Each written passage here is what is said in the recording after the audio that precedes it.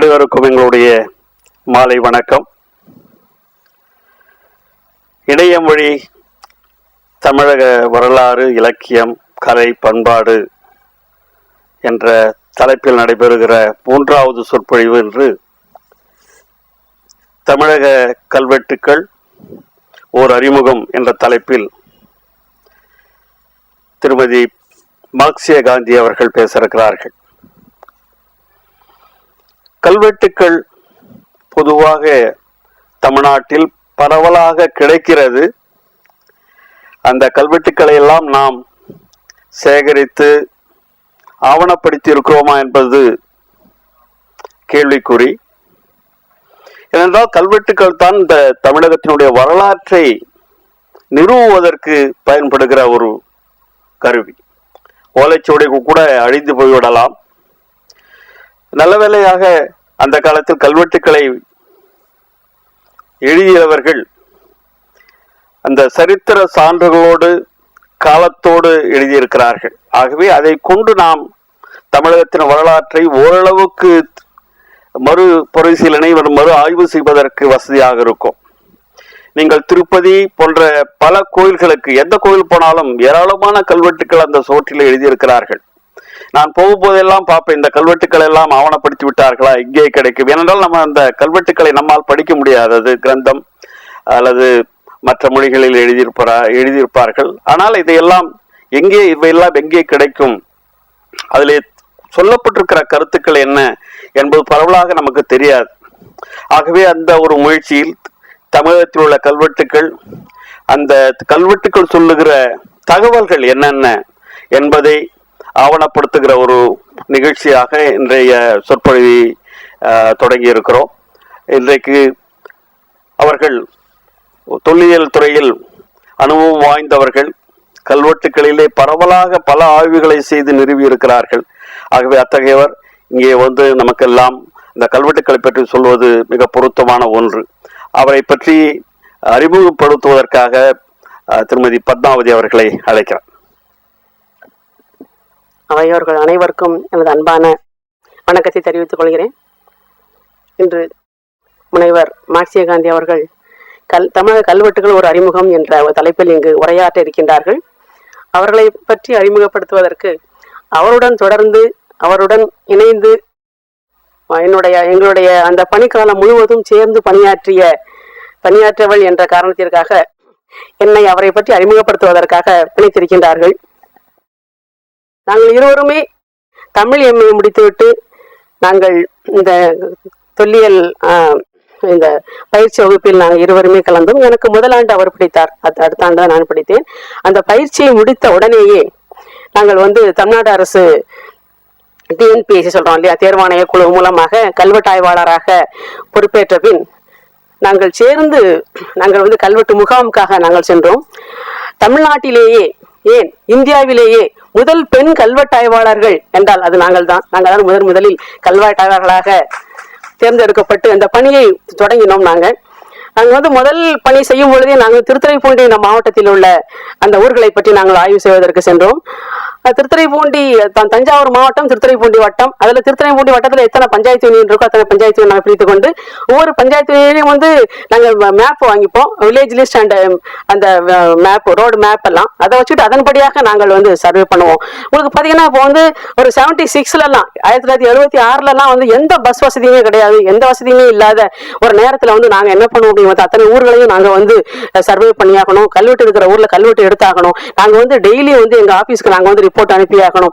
அந்த மாதிரியான ஒரு சூழ்நிலையில் நாங்க என்ன பண்ணோம் அப்படின்னா, நாங்க 3 பெண்கள் 3 பேருமே வந்து எங்களுக்கு சைக்கிள் தெரியும். அப்போ வந்தீங்கன்னா நாங்க வந்து அங்கங்க உள்ள கிராமத்துல உள்ள சைக்கிள் கடைகள்ல சைக்கிள் எடுத்துக்கிட்டு நாங்க இந்த புடவை கட்டிக்கிட்டு அந்த பெரிய ஆண்கள் ஓட்டுகிற அந்த சைக்கிளை வச்சுட்டு ஓட்டிட்டு அந்த உள்ள ரோடெல்லாம் வந்து ரொம்ப நேரமா இருக்கும், குறுகலான ரோடு. அந்த ரோட்ல பெரிய லாரியோ பஸ்ஸோ வந்தா எங்களுக்கு மணல்ல தான் நாங்க சைக்கிள் வச்சுட்டு இறங்கணும். அந்த மாதிரிலாம் சிரமப்பட்டு ஒரு நாளைக்கு 30-40 கிலோமீட்டர் நாங்க வந்து சைக்கிள் ஓட்டி அத்தனை ஊர்களையும் நாங்கள் வந்து போய் ஆய்வு செய்து நாங்கள் கல்வெட்டுகளை எல்லாம் படியெடுத்து நாங்கள் அங்கே இருக்கின்ற சில இடங்களில் தங்குவதற்கு சரியான வசதிகளான இடம் கிடைக்கும், சில இடத்தில் கிடைக்காது. அந்த மாதிரி எல்லாம் கூட நாங்கள் அங்க வந்து எங்களுக்கு அந்த கல்வெட்டு அப்படின்னா எங்களுக்குள்ள ஒரு ஃபயர், ஒரு அப்படியே அணையாம அப்படி தீ மாதிரி நாங்க எங்களுக்கு இருக்கும். கல்வெட்டை பாக்குறதும் படிக்கிறதும் கல்வெட்டு படி எடுக்கிறதும். நாங்க அங்க போய் கோயிலுக்கு முடிஞ்ச உடனே இந்த கல்வெட்டை ஃபுல்லா படிச்சு எங்க ஆரம்பிக்கிறது எங்க முடிவு அப்படி ரொம்ப வெறி கொண்டு நாங்கெல்லாம் அந்த பணி புரிந்தோம். அந்த பணி அந்த வெறி தான் அந்த ஃபயர் எங்களுக்கு இன்னும் அணையாம இருக்கிறதுனால நாங்க தொடர்ந்து இன்னும் நாங்க அதே பணியில நீடிச்சுக்கிட்டு இருக்கிறோம். ஸோ அந்த மாதிரி பணி புரிந்துட்டு அதுக்கப்புறம் நாங்க ஆபீஸ்க்கு வந்த பிறகு முகாம் முடிஞ்சு ஆபீஸ்க்கு வந்த பிறகு அத்தனை கல்வெட்டுகளையும் படித்து அதை வந்து இப்ப இன்னைக்கு இருக்கிற தமிழ் எழுத்துக்கள் அதை எழுதி அதுக்குள்ள வரலாற்று குறிப்புகள்லாம் எழுதி இதுக்கு முன்னாடி யாராவது வெளியிட்டு இருக்காங்களா, ரிப்போர்ட் ஏதாவது வந்திருக்குதா அப்படின்றதெல்லாம் பார்த்து எத்தனை குறிப்புகளும் நாங்க வந்து புஸ்தகமாக வெளியிடுவது வரை எங்களுடைய பணியாக இருந்தது. ஸோ அந்த பணியில் முழுக்க முழுக்க முழுக்க ஈடுபட்டவரும் இந்த மார்க்சிய காந்தி. ஸோ அவர்களும் வந்து ரொம்ப சிறப்பாக பணிபுரிந்தாங்க. கல்வெட்டு பணிகள் முடிந்த பிறகு அவங்க வந்து திரும்ப வந்து அந்த ரிஜிஸ்டரிங் ஆபீசர் அப்படின்ற ஒரு பணிக்கு போனாங்க. அதுக்கு பிறகு வந்து பல்வேறு பணிகளை சேர்ந்து கடைசியில் வந்து டெப்டி டைரக்டரா வந்து பணியெல்லாம் புரிந்தாங்க. ஸோ அந்த காலகட்டத்தில் வந்து பாத்தீங்கன்னா இந்த மாதிரி பல்வேறு கல்வெட்டுகள் மூலமாக கல்வெட்டுகளை ஆய்வு செய்து கல்வெட்டு தொகுதிகளாக பல தொகுதிகள் நாங்கள் வெளியிட்டிருக்கிறோம். அது மட்டுமல்லாமல் அவர்கள் பல பதவி உதவி பெற்று மேல வந்த பிறகு அங்கே நாங்கள் நடக்கிற தொழில் அகழாய்வு பாருங்க, அதாவது நாங்கள் எஸ்கவேஷன் சொல்லுவோம் இல்லையா, அந்த அகழாய்வு எந்தெந்த இடத்துல நடக்கின்றதோ அங்கெல்லாம் அவர் மேற்பார்வையாளராக இருந்திருக்கின்றார். அந்த அகழ்வாய்வு தொடர்பான அந்த அறிக்கைகள் தயாரிக்கும் பொழுதும் அதில் ஈடுபட்டு சில அறிக்கைகளை அவர் தயாரித்திருக்கின்றார். அது மட்டுமல்ல, இன்னும் பல நாங்க வந்து மாவட்டம் தோறும் நாங்கள் கருத்தரங்குகள் கல்வெட்டு பயிற்சி நாங்கள் வந்து பல்வேறு மாணவர்களுக்கும் ஆசிரியர்களுக்கும் கல்லூரி ஆசிரியர்களுக்கும் பேராசிரியர்களுக்கும் நாங்கள் வந்து பயிற்சி கொடுப்போம். அந்த மாதிரி பல பயிற்சிகளை அவர் தலைமை தாங்கி நடத்தி இருக்கின்றார். மாவட்டம் தோறும் நாங்கள் வந்து பல கருத்தரங்குகள் நடத்தி இருக்கின்றோம். அத்தனை கருத்தரங்குகளையும் அவர் முன்னின்று நடத்தி இருக்கின்றார்.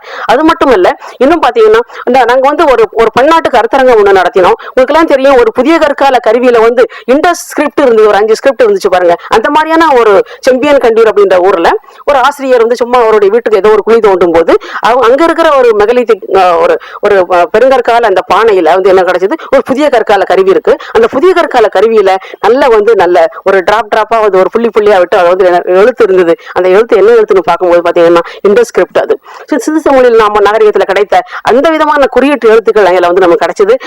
அதை பற்றி உலகம் முழுவதும் அது வந்து அதை பற்றியான ஒரு பரபரப்பான தகவல்கள் வந்து வெளியானது. அனைத்து அறிஞர்களும் வந்து அந்த அந்த புதிய கற்கால கருவியை பார்த்தாங்க. அது தொடர்பாக ஒரு பெரிய நாங்க வந்து ஒரு பன்னாட்டு கருத்தரங்கம் நாங்கள் நடத்தினோம். அந்த கருத்தரங்கத்தை வந்து பொறுப்புடன் நடத்தியவர்கள், பொறுப்பு வகித்து நடத்தியவர்கள் மார்க்சிய காந்தி. இது போன்று அதுக்கு பிறகு வந்து பாத்தீங்கன்னா தமிழ்நாட்டில் முக்கியமான கல்வெட்டுகள் அந்த பன்னாட்டு கருத்தரங்கு சொன்ன பாருங்க, அந்த கருத்தரங்கில் இருந்து பெறப்பட்ட அந்த கட்டுரைகளையும் நூலாக அவரே வந்து எடிட் பண்ணி நூலாக வெளியிட்டு இருக்கின்றார். அது மட்டுமல்ல வந்து பாத்தீங்கன்னா பல்வேறு தொடர் கல்வெட்டுகள் வந்து ஒவ்வொரு சப்ஜெக்ட்லயும் கல்வெட்டுகள் இருக்கும். அரசியல் சார்ந்த கல்வெட்டுகள், நீதி சார்ந்த கல்வெட்டுகள், நிர்வாகம் சார்ந்த கல்வெட்டுகள், வணிக கல்வெட்டுகள், இப்படி பல்வேறு துறை கலைகள் சார்ந்த கல்வெட்டுகள், இப்படி பல துறைகளை சார்ந்த முக்கியமான கல்வெட்டுகளை எல்லாம் ஒரே தொகுப்பாக கொண்டு வர வேண்டும் என்ற கருத்தின் அடிப்படையில் பல கல்வெட்டுகளை தொகுத்து செலக்ட் இன்ஸ்கிரிப்ஷன்ஸ் என்ற பெயரில் ஒரு நூல் வெளியிட்டிருக்கிறார். அந்த நூலை இங்கு நாங்கள் கொண்டு வந்திருக்கின்றோம். இந்த நூல் எங்கள் துறையில் கிடைக்கின்றது, யார் வேண்டுமானாலும் எடுத்துக்கொள்ளலாம். சோ இந்த மாதிரியான பல்வேறு சிறப்புடையவர்கள் அவர்கள். அது மட்டுமல்ல, தமிழ்நாட்டிலேயே வந்து நாங்க வந்து தமிழ் பிராமி கல்வெட்டுகள் என்று சொல்லக்கூடிய சங்ககால எழுத்துக்கள், அதன் பிறகு வளர்ச்சி அடைந்த வட்ட எழுத்து, அதன் பிறகு தமிழ் எழுத்து, அதற்கு தொடர்புடைய வந்து பாத்தீங்கன்னா கிரந்த எழுத்து, அது அப்புறம் தேவநாகர் எழுத்து, இது போன்ற அனைத்து எழுத்துக்களையும் இது தவிர என்ன இருக்கு, அசோகன் பிராமி, இந்த மாதிரி பல்வேறு எழுத்துக்களையும் நாங்கள் வந்து படிக்கக்கூடிய ஒரு நிபுணத்துவத்தை எங்கள் துறை எங்களுக்கு அளித்தது. அதற்கெல்லாம் சிறப்பு வாய்ந்த எங்கள் குருவாக டாக்டர் நாகசாமி அவர்கள் திகழ்ந்தார்கள். நாங்கள் எங்களுடைய காலகட்டத்தில் தான் வந்து பாத்தீங்கன்னா ஜம்பை அப்படின்ற ஊர்ல சத்தியபுதம் அதிகம் நெடுமா நெஞ்சு ஈத்தா பாலி அப்படின்னு சொல்லக்கூடிய ஒரு கல்வெட்டு கிடைத்தது. அதான் வந்து அதிகமா நெடுமா நஞ்சுடைய கல்வெட்டு. அது எங்களுடைய காலத்தில் தான் கண்டுபிடிக்கப்பட்டது. அந்த கல்வெட்டு கண்டுபிடித்த உடனே பாத்தீங்கன்னா டாக்டர் நாகசாமி அந்த ஊருக்கு எங்களை அனுப்பி, நான் காந்தியின் ஒரு ராஜேந்திரன் அப்படின்ற மூணு பேரும் அந்த ஜம்பை என்ற ஊர்ல இருக்கிற அத்தனை மலையிலேயே ஏறி இறங்கி கல்வெட்டு தேட சொன்னார். நாங்க வந்து பாத்தீங்கன்னா அத்தனை மலையிலும் ஏறி இறங்கினோம். அத மாதிரி கல்வெட்டு வேற எங்கேயும் கிடைக்கல. பட் பழைய சோழர்கள் காலத்தை சேர்ந்த சில புதிய கல்வெட்டுகளை நான் கண்டுபிடித்தேமே தவிர அந்த கல்வெட்டுகளை கண்டுபிடிக்கவில்லை. அப்போது நாங்கள் ஜம்பையிலேயே தான் தங்கி இருந்தோம். ஏன்னா வேற எங்கேயும் தங்குறதுக்கு இடம் இல்ல. திருக்கோயிலூரும் தங்கிட்டுலாம் போக முடியாது. திருக்கோயில தங்குறதுக்கு வசதியே இல்ல. அப்போ நாங்க வந்து ஜம்பையில இந்த குருக்கள் வீட்டு திண்ணையில நாங்க பெண்கள் ஒரு திணையில படுத்திருப்போம், ஆண்கள் ஒரு திணையில படுத்திருப்பாங்க. தென்பண்ணை ஆறுல நாங்க குளிச்சுட்டு நாங்க வந்து 15 நாட்கள் சோழக்கொள்ளை நடுவுல நாங்க ராத்திரி எல்லாம் நாங்க நடந்து வருவோம், கேம்ப் எல்லாம் முடிச்சுட்டு. அந்த மாதிரியான பல்வேறு வகையான எங்களுடைய அனுபவங்கள் எங்களுக்கு இருக்கு. சைக்கிள் ஓட்டின அனுபவம், இன்னும் வந்து மூங்கில் பாலத்துல சைக்கிள் ஓட்டின அனுபவம், ஆத்துக்குள்ள இறங்கி போன அனுபவங்கள், இந்த மாதிரியான அனுபவப்பட்டு நாங்கள் பல்வேறு கல்வெட்டு ஆராய்ச்சிகள் பண்ணியிருக்கோம். அந்த மாதிரி ஆராய்ச்சி செஞ்ச மிகச்சிறந்த சிறந்த ஒரு அறிஞர் அவங்க. இந்த மாதிரி தமிழ்நாட்டில் இருக்கிற கண்டுபிடிக்கப்பட்ட பல கல்வெட்டுகளையும் சரியான முறையில் புரிந்து கொண்டு அதை சரியான முறையில் இன்டர்பிரேட் பண்ணக்கூடிய வெகு சிலரில், கைவிட்டு எண்ணக்கூடிய மிக சிலரில் அவரும் ஒருவர். அத்தகைய ஒருவரை பற்றி நான் இங்கு இன்ட்ரோடியூஸ் பண்ணுவதில், அறிமுகப்படுத்துவதில் பெருமைப்படுகிறேன். நன்றி, வணக்கம். அறிமுகம் செய்த பத்மாவதிக்கும் வந்திருக்கின்ற அனைவருக்கும் எனது வணக்கத்தினை தெரிவித்துக் கொள்கிறேன். ஒரு சிறு அறிமுகம் மூலமாக என்ன ஒரு 35 ஆண்டுகள் டிராவல் பண்ண வச்சுட்டாரு. அதனால எனக்கு இப்போ முழுசா எப்போ திருத்துறைப்பூண்டியில் ஆரம்பிச்சோமோ அதுல இருந்து இப்போ வர்ற நேத்து, அதாவது கடைசியா போட்ட இன்டர்நேஷனல் செமினார் பேப்பர்ஸ் அந்த புக் வரைக்கும் ஒரு அருமையான திருப்பி நினைவூட்டல் மாதிரி இருந்தது. அதுவே எனக்கு ரொம்ப சந்தோஷமா இருக்கு, மகிழ்ச்சியா இருக்கு. பரவாயில்ல, தனியா நினைச்சு பார்த்ததில்லை இது மாதிரி. இப்படி கோர்வையா சொல்லும் போது, நம்ம இவ்வளவு பணிகள்ல ஈடுபட்டு இருந்தோமா இவ்வளவு வருஷத்துல அப்படின்றது அவங்க சொல்லும் போது எனக்கும் சந்தோஷமாவே இருக்கு, உண்மையிலேயே மகிழ்ச்சியா இருக்கு. இந்த துறைக்கு வந்தது, அவங்க சொன்ன மாதிரி தமிழ் படித்து விட்டு இந்த துறைக்கு வந்தது என்பதே ஒரு குடுப்பினை. ஏன்னா இந்த துறையில கல்வெட்டுக்கள் படிப்பதுல ஆற்றல் உடையவர்களாக, கல்வெட்டு படிக்க தெரிந்தவர்களாக கூட 1970களில் 72 73ல விரல் விட்டு எண்ணக்கூடியவர்கள் தான் இருந்தாங்க. இதை புரிந்து கொண்டுதான் திரு நாகசாமி அவர்கள் ஒரு கல்வெட்டு பயிற்சி நிறுவனம் என்ற ஒன்றை தொடங்கினார். 8 பேர், ஒரு ஆண்டுக்கு 8 பேர் அதுல செலக்ட் பண்ணாங்க. அது வரைக்கும் ஸ்கூல் ஆஃப் ஆர்கியாலஜின்னு இதே பாடத்தை சொல்லிக் கொடுக்கக்கூடிய ஒரு பயிற்சி நிறுவனம் டெல்லியில இருக்கு. அதுல சமஸ்கிருதம் படித்தவங்க சேரலாம், ஹிஸ்டரி படிச்சவங்க சேரலாம், அதர் ரீஜனல் லாங்குவேஜ் படிச்சவங்க யாரும் சேர முடியாது. அதுதான் உண்மையான நிலைமை. ஆனா இந்தியாவில் இருக்கிற கல்வெட்டுக்கள்ல 50 விழுக்காட்டுக்கு மேல் கல்வெட்டுகள் தமிழ்நாட்டில் இருக்கின்றன, தமிழ் மொழியில் இருக்கின்றன. தமிழ் மொழியிலும் தமிழ் பண்பாட்டிலும் ஓரளவு வரலாறு, தமிழ்நாட்டு வரலாறு பண்பாட்டிலும் பயிற்சி உடைய அல்லது விருப்பமுடைய மாணவர்களை சேர்ப்பதுதான் இந்த கல்வெட்டுக்களை மகிழ்ச்சியோடு செய்வதற்கான வழியாக இருக்கும் என்று அவர் புரிந்ததன் காரணமாக இது மாதிரி அந்த பயிற்சி நிறுவனத்தில் சேருவதற்கு தமிழ் முதுகலை படித்தவர்களும் சேரலாம் என்ற ஒரு நிலையை உருவாக்கியிருந்தார். முதல் பயிற்சி நிறுவனம் தொடங்கின முதல் ஆண்டிலேயே நான் படித்தேன். அப்ப என்ன உள்ள நுழையும் போது எனக்கு எதுவுமே தெரியாது. தமிழக வரலாறு புத்தகத்தை எம்ஏ படிக்கும்போது ராஜமாணிக்கனாருடைய அடிக்குறிப்புகள் மற்றும் அதுல எஸ்ஐ வால்யூம் இருக்கும். எஸ்ஐ வால்யூம்னு தெரியுமே தவிர அதுல என்ன இருக்கும், எப்படி இருக்கும் அதெல்லாம் தெரியாது. இந்த துறைக்கு வந்த பிறகு ஒரு அருமையான அறிமுகம். இந்த பணிக்கு அதே நேரத்தில் இந்த அறிவு புலத்துக்கு ஒரு அறிமுகம் கிடைத்தது. அது ஓராண்டுக்குள்ளேயே அது பிடிவாதமா பிடிச்சிச்சு. அதை விட்டு அங்க இங்க போக முடியல. அதுக்கப்புறம் பல வாய்ப்புகள் எனக்கு பல்கலைக்கழகங்கள்ல, கல்லூரிகள்ல, ஈவன் சென்ட்ரல் ஆர்கியாலஜில அதெல்லாம் கிடைச்ச போது கூட இதை விட்டு என்னால போக எனக்கு விருப்பம் இல்லை. ஏன்னா அதிகமான கல்வெட்டுகள் உள்ள, நிறைந்த அளவில் உள்ள கல்வெட்டுகள் இருக்கிற ஒரு ஊர்ல அதை நம்ம நல்லா படிச்சு அதுல உள்ளதை புரிந்து கொள்வதற்கே இந்த வாழ்நாள் போதாது என்ற ஒரு உணர்வோடு இருந்த எனக்கு புதுசா போய் இன்னொரு லாங்குவேஜ் படிச்சு அங்க உள்ளதெல்லாம் கத்துக்கிட்டு அது மேல ஏன்னா நான் ஒரே ஒரு முறை ஒரு 45 நாட்கள் இந்திய கல்வெட்டுகளில் ஒரு பயிற்சிக்காக டெல்லிக்கு போயிருந்தேன். இந்திய எல்லா ரீஜனல் லாங்குவேஜஸ்லயும் உள்ள கல்வெட்டுக்களை எல்லாம் தெரிந்து கொள்வதற்காக ஒரு பயிற்சி, இன் சர்வீஸ் ஒர்க் பண்ணிட்டு இருக்கிறவங்களுக்காக நடத்திய பயிற்சி அது. அதுக்கு போயிருக்கும்போது எனக்கு ஏற்கனவே நான் கல்வெட்டு ஆய்வாளராக 10 ஆண்டு பணிபுரிந்துட்டேன். 10 ஆண்டுக்கு பிறகுதான் அதுக்கு போனேன். அப்போ எனக்கு அதுல உள்ள சிரமங்கள், அது போறதுனால நமக்கு எந்த புதிதாக நம்மளால பெரிய பயன் எதுவும் கிடைக்காது, நம்மளால எதையும் சாதிக்க முடியாதுன்றது எனக்கு புரிஞ்சிடுது உடனே. ஏன்னா அந்த மொழியில் பயிற்சி உடையவர்களால் தான். இப்ப நாங்க வரும்போது கூட சார் நாராயணசாமி சார் சொல்லிட்டு வந்தாரு, உங்களுக்கு சமஸ்கிருதம் படிக்க தெரியுமா அப்படின்னு கேட்டாரு. சமஸ்கிருதம் படிக்க தெரியும்னு என்னால் சொல்ல முடியாது, கிரந்தம் படிக்க தெரியும் எனக்கு அப்படின்னு சொன்னேன். கிரந்தம் தான் படிக்க தெரியுமே தவிர சமஸ்கிருதத்தை படிக்கிறதுன்றது அது ஒரு மொழி. அந்த மொழியில நான் பெரிய சிறப்பானவள் இல்லை. ஒரு எம்ஏ, ஒரு முதுகலை அளவிலாவது சமஸ்கிருதத்தில் படித்தவர்களால தான் அதுக்கு மேல கல்வெட்டுக்கான சமஸ்கிருதத்தை டெவலப் பண்ணிக்க முடியும். எப்படி நாங்க தமிழ் எம்ஏ படித்து விட்டு கல்வெட்டு தமிழை புரிந்து கொண்டு அதை இன்டர்பிரட் பண்றதுக்கும் அதை படிக்கிறதுக்கும் எப்படி கத்துக்கொண்டோமோ அது போல சமஸ்கிருத முதுகலை லெவல் படித்தவர்களால தான் திருப்பி இங்க வந்து கல்வெட்டுக்கான சமஸ்கிருதத்தை படிப்பதிலும் அதுல இன்டர்பிரட் செய்வதிலும் அதை எப்படி ஆராய்ச்சி செய்வதிலும் கழிக்க முடியும். அப்படி இருக்கும்போது புதிதாக ஒரு மொழியை கத்துக்கொண்டு மற்ற இடங்கள்ல உள்ளதெல்லாம் படிக்க முடியும், படிக்கலாம் அப்படின்ற எண்ணத்தையே விட்டுட்டேன். அந்த 50 நாள்லயே அதை விட்டுட்டேன். ஆனா அதை புரிந்து கொள்வதற்கான ஒரு வாய்ப்பாக அது இருந்தது. ஆக இந்த 35 ஆண்டுகளாக நான் ஓய்வு பெற்று 5 ஆண்டுகள் ஆயிடுச்சு. அதாவது துறையிலிருந்து, அரசு துறையிலிருந்து ஓய்வு பெற்ற பிறகு 3 ஆண்டுகள் நானும் பத்மாவும் சேர்ந்துதான் கடைசியாக நான் பணி ஓய்வு பெறுவதற்கு ஒரு 6 மாதத்துக்கு முன்னாடி திருவெந்தலூர் என்ற இடத்துல ஒரு காப்பர் பிளேட் கண்டுபிடிச்சோம். திருவெந்தலூர் என்ற இடத்துல முதல் ராஜேந்திரனுடைய மக்கள் 3 பெயரோடு கிடைத்த காப்பர் பிளேட் ஒன்று கண்டுபிடிச்சோம். அது நான் பணியின்றை பற்றி வீட்டுக்கு வந்த பிறகுதான். ஆனா அதை பார்த்த உடனே அது யாருடைய கல்வெட்டு, யாருடைய செப்பேடு அப்படின்றது கண்டுபிடிக்கிறது. ஏன்னா பெரிய செப்பேடு, அது கிட்டத்தட்ட 86 ஏடுகள் அதுல இருந்தது.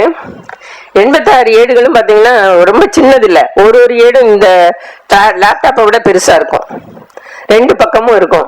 அதனால எந்த இடத்துல அரசனுடைய பெயர் வருது, யாருடைய கல்வெட்டு, யாருடைய செப்பேடு அது அப்படின்றது கூட கண்டுபிடிக்கிறது நல்ல கொஞ்சம் அதுல அனுபவம் வாய்ந்தவர்களால மட்டும்தான் கண்டுபிடிக்க முடியும் என்ற நிலை. நாங்க வந்துட்ட போது அங்க உடனடியாக கண்டுபிடிக்க கூடியவர்கள் அங்க இல்ல. நான் தற்செயலா அன்னைக்கு துறைக்கு போனேன், வேற ஏதோ ஒரு வேலையாக போனேன்.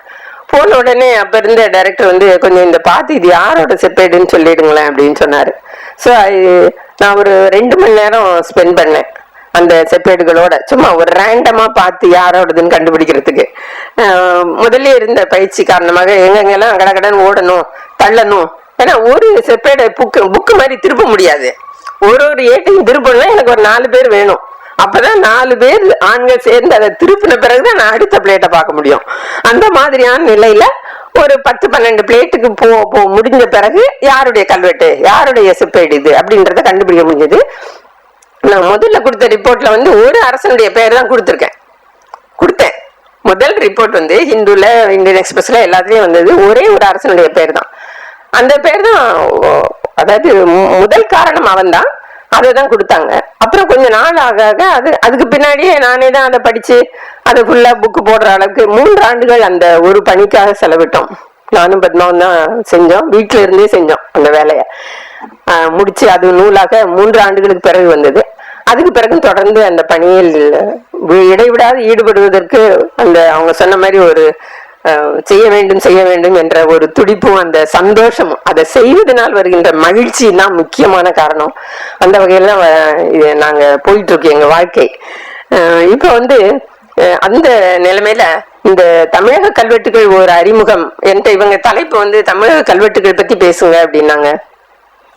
முதல்ல நினைச்சேன் இது ரொம்ப வேகா இருக்கும் போல இருக்கே, ஒரு புது தலைப்பு மாதிரி இருக்கே, இதுல ஏதாவது ஒண்ணு ஸ்பெசிபிக்கா பேசினா நல்லா இருக்குமே, நான் ஒரு 2 மணி நேரம் கழிச்சு சொல்றேன்னு சொன்னேன் எந்த தலைப்பை எடுத்துக்கலான்றதுக்காக. அப்புறம் அந்த 2 மணி நேரம் பேசின பிறகு நினைச்ச பிறகுதான் தெரிஞ்சது அறிமுகமே ரொம்ப அவசியமானதுதான். ஏன்னா சார் சொன்ன மாதிரி என்ன இருக்கு, எங்க இருக்கு, எப்படி இருக்கு அப்படின்றதே தெரியாத ஒரு சூழ்நிலையில ஒரு பர்டிகுலர் சப்ஜெக்ட மட்டும் ஆழமா சொல்லி கொடுக்கறதுல அர்த்தம் இல்லை. இப்ப பொதுவான ஒரு பிக்சர் உங்களுக்கு முழுசா கிடைத்த பிறகு அதுக்கு பிறகு யார் யாருக்கு எது விருப்பமோ அந்த ஒரு துறையை இன்னும் கொஞ்சம் ஆழமா பார்த்தோம்னாக்கா நமக்கு ரொம்ப பயனுள்ளதாகவும் இருக்கும், அந்த விருப்பம் இன்னும் மேலோங்கும். ஆக நான் ஒரு அறிமுகம் என்ற தலைப்பை, ஒரு அறிமுகம் என்பதை மட்டும் சேர்த்துக்கோங்க, அதுல தமிழக கல்வெட்டுக்கு ஒரு அறிமுகம் என்றதை மட்டும் சேர்த்துக்கோங்க, நான் அதுலயே பேசுறேன் அப்படின்னு சொன்னேன். அதனால இப்ப நான் உங்களுக்கு இந்த லெக்சர் முழுசும் தமிழக கல்வெட்டுகளை பற்றிய ஒரு அறிமுகத்தை தான் தருகிறேன். ஏன்னா ஒரு வாழ்நாள் போதாது கல்வெட்டுகளை படித்து புரிந்து கொள்வதற்கும் அதை ஆய்வு செய்வதற்கும் ஒரு வாழ்நாள் போதாது. அப்படி இருக்கிற சூழ்நிலையில ஒரு மணி நேரத்தில் நான் எவ்வளவு சொல்ல முடியும்னு எனக்கு தெரியாது. இருந்தாலும் உங்களுக்கு ஒரு நல்ல அறிமுகமாக கண்டிப்பாக இந்த சொற்பொழிவு இருக்கும்ன்றதுல நான் உறுதி சொல்றேன். இப்போ கல்வெட்டுகள்னா அது எங்க இருக்கும், பொதுவா கல்வெட்டுகள்னா எங்க இருக்கும்? இப்ப சார் சொன்னாங்க, பாத்துட்டேன், சார் சொன்னாங்க திருப்பதி கோயிலுக்கு போகும்போது சுவரெல்லாம் கல்வெட்டு இருக்கு, இது வந்திருக்கா வரலையான்னு தெரியலையே அப்படின்னு கேட்டாங்க. ஓரளவு தமிழ்நாட்டில் உள்ள கல்வெட்டுகள் எல்லாவற்றையும் பார்த்து விட்டோம். ஒன்று நாங்கள் அல்லது central archaeological survey of India என்று சொல்லப்படுகின்ற நடுவண் அரசு தொல்லியல் துறை அநேகமாக பார்த்துட்டோம். இன்னும் கொஞ்சம் எங்கேயாவது விட்டு போனதுதான் இருக்கும், மற்றபடி எல்லாம் பார்த்தாச்சு. இந்த திருப்பதி கோயில் கல்வெட்டுகளை பொறுத்த வரைக்கும் திருப்பதி தேவஸ்தானம் கல்வெட்டுகள் தொகுதி என்று 5 தொகுதிகள் வெளியிடப்பட்டு உள்ளன. அதை நீங்க யார் வேணாலும் பார்த்துக்கலாம். உங்க சார் கேட்டதுக்கு உடனடியான பதில் அது. இப்போ கல்வெட்டுகள்னா அது எங்க இருக்கு அப்படின்னு பாத்தீங்கன்னா, மிக பழைய கல்வெட்டுகள், தமிழ்நாட்டினுடைய மிக பழைய கல்வெட்டுகள்னு பாத்தீங்கன்னா அது இயற்கையான குகை தலங்கள்ல இருக்கு. சமண முனிவர்கள் வாழ்ந்த குகை தலங்கள்ல யாரோ ஒரு அரசனோ அல்லது அங்கு இருந்த சிற்றரசர்களோ அல்லது மற்றவர்களோ கொடுத்த கொடையை குடிக்கின்ற கல்வெட்டுகளாக அவை அமைகின்றன. இதுதான் நமக்கு மிக பழைய கல்வெட்டுகள். இந்த கல்வெட்டுகள் கிடைத்த பிறகுதான் சங்க இலக்கியத்தில் குறிக்கப்படுகின்ற அரசர்கள் உண்மையானவர்கள் தான் என்பதை உலகம் ஏற்றுக்கொண்டது. முதல்ல நம்பர் 1 அதுல கிடைச்ச ஒரு பயன் அதுதான். நெடுஞ்செழியனுடைய பெயரும் சேரன் செல்வக்கடுங்கோவாழியாதன், பெருஞ்சேரல் இரும்பரை, இளஞ்சேரல் இரும்பரை என்ற இந்த மூவருடைய பெயரும் இந்த புகழூர் கல்வெட்டிலும் மதுரையை அடுத்த மாங்குளம் கல்வெட்டிலும் கிடைத்தன. இந்த பெயர் கிடைத்த பிறகுதான் சரி, சங்க இலக்கியத்துல கூறுகின்ற அரசர்கள் எல்லாம் உண்மைதான், அவங்க எல்லாம் இருந்தாங்கதான் அப்படின்றத 100 விழுக்காடு உலகம் முழுவதும் ஏற்றுக்கொண்டது. ஆக இந்த கல்வெட்டுகள் என்பது அசைக்க முடியாத ஒரு சான்று.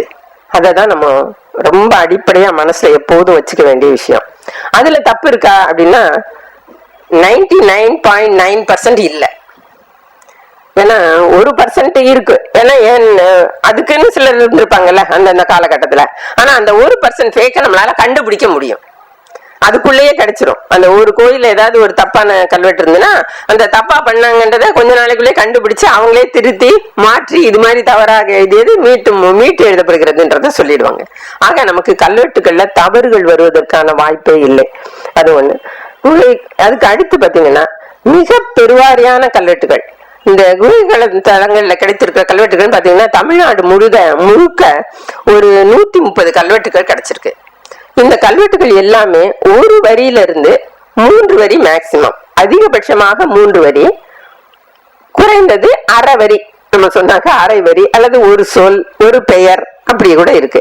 ஆக ஒரு 130 இடங்கள்ல தான் இது கிடைச்சிருக்கு.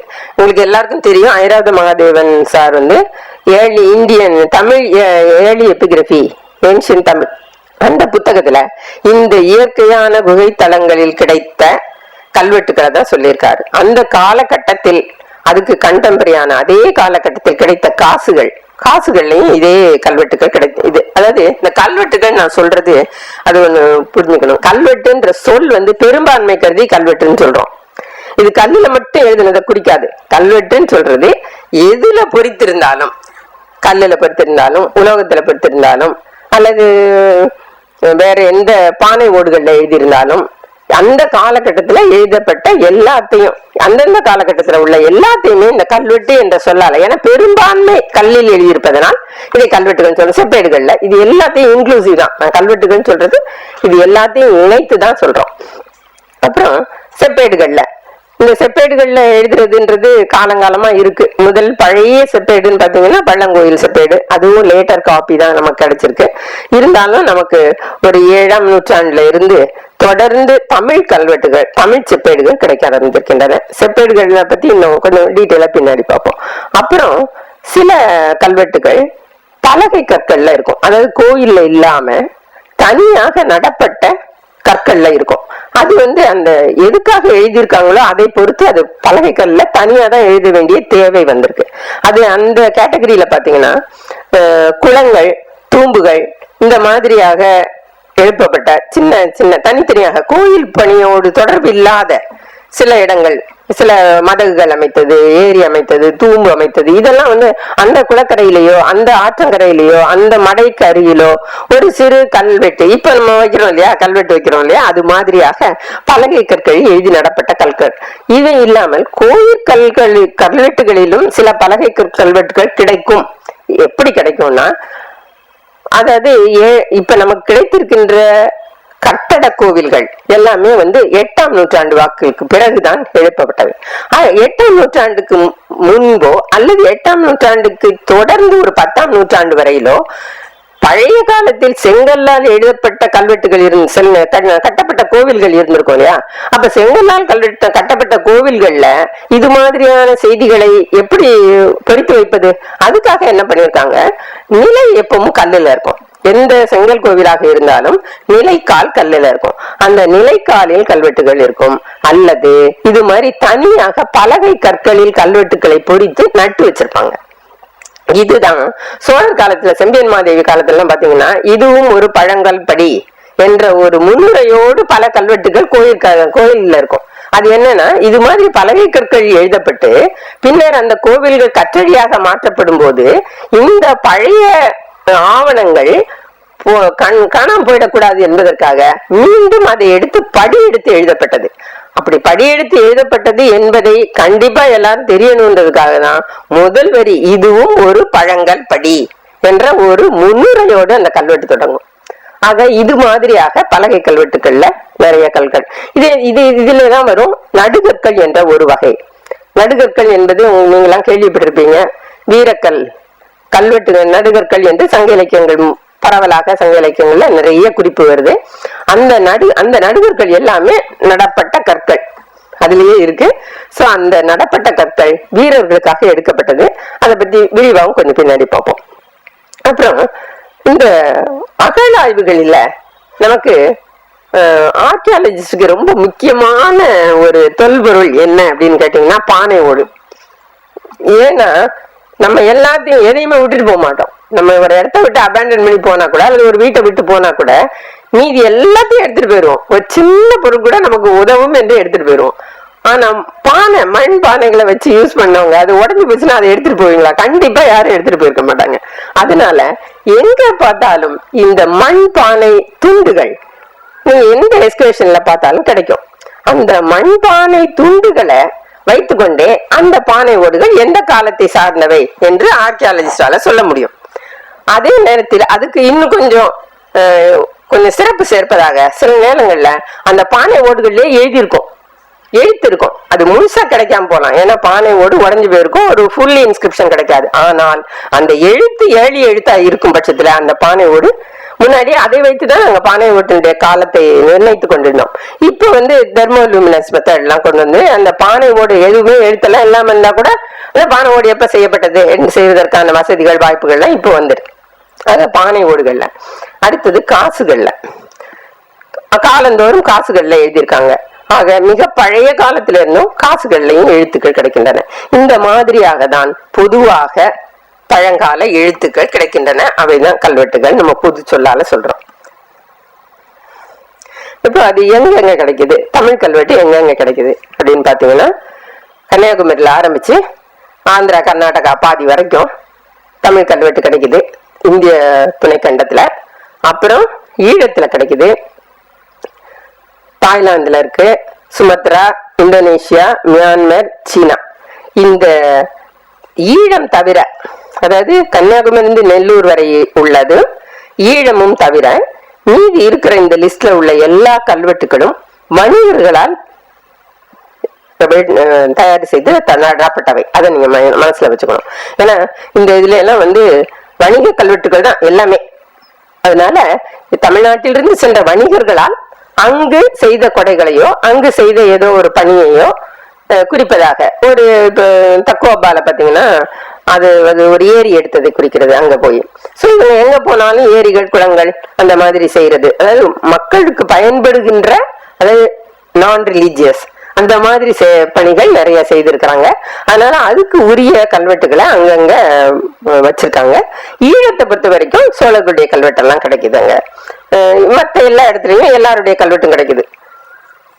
அப்புறம் இந்த ஃபாரின் பாத்தீங்கன்னாக்கா அந்த செங்கடற்கரையில அல்காதிம்னு ஒரு இடத்துலதான் முதல்ல தமிழ் பிராமி எழுத்து பொறித்த சாதன் கணன் என்ற 2 சொற்கள் பொறித்த பானை ஓடுகள் கிடைச்சது. அதாவது அந்த பானை ஓடுகள் யாரோ வணிகர்களால எடுத்து செல்லப்பட்டு அங்க அபண்டன் பண்ணப்பட்டது. மத்திய திரைக்கடல்ல நீங்க மெடிட்டரேனியன்ல பாத்தீங்கன்னா ஒரு பெரனிகே என்ற இடத்துல ஒரு கல்வெட்டு இது மாதிரி எழுத்து கிடைச்சது.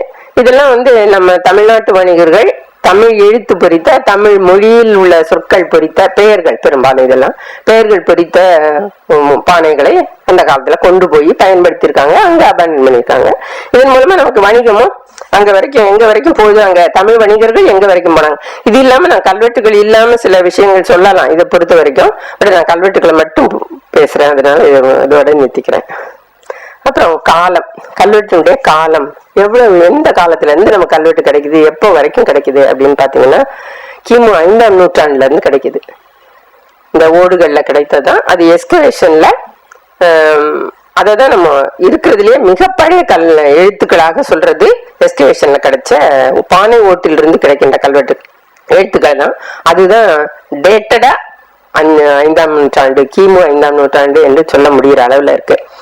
அதுக்கப்புறம் அது ஒரு லைன் போதும். அப்புறம் கல்வெட்டுக்களை எப்படி டேட்டு சொல்றோம், இது நான் இப்ப முக்கியமா 5ஆம் நூற்றாண்டு சொன்னேன்னா அது அகழாய்வுல ஸ்டாட்டிகிராபி அது எங்க கிடைச்சது, எந்த பாடத்துல கிடைச்சது அதெல்லாம் வச்சுக்கிட்டு சொல்றோம். அதுக்கு முன்னாடி என்ன கிடைச்சது, அது கூட என்ன கிடைச்சது, அசோசியேட்டட் ஃபைண்டிங்ஸ் சொல்லுவோம், அதெல்லாம் என்ன கிடைச்சது அதை வைத்துக்கொண்டு அதுக்கு அடுத்த நிலையில என்ன கிடைக்குது அதெல்லாம் வைத்துக்கொண்டு இதனுடைய காலத்தை குறிப்பிடணும்.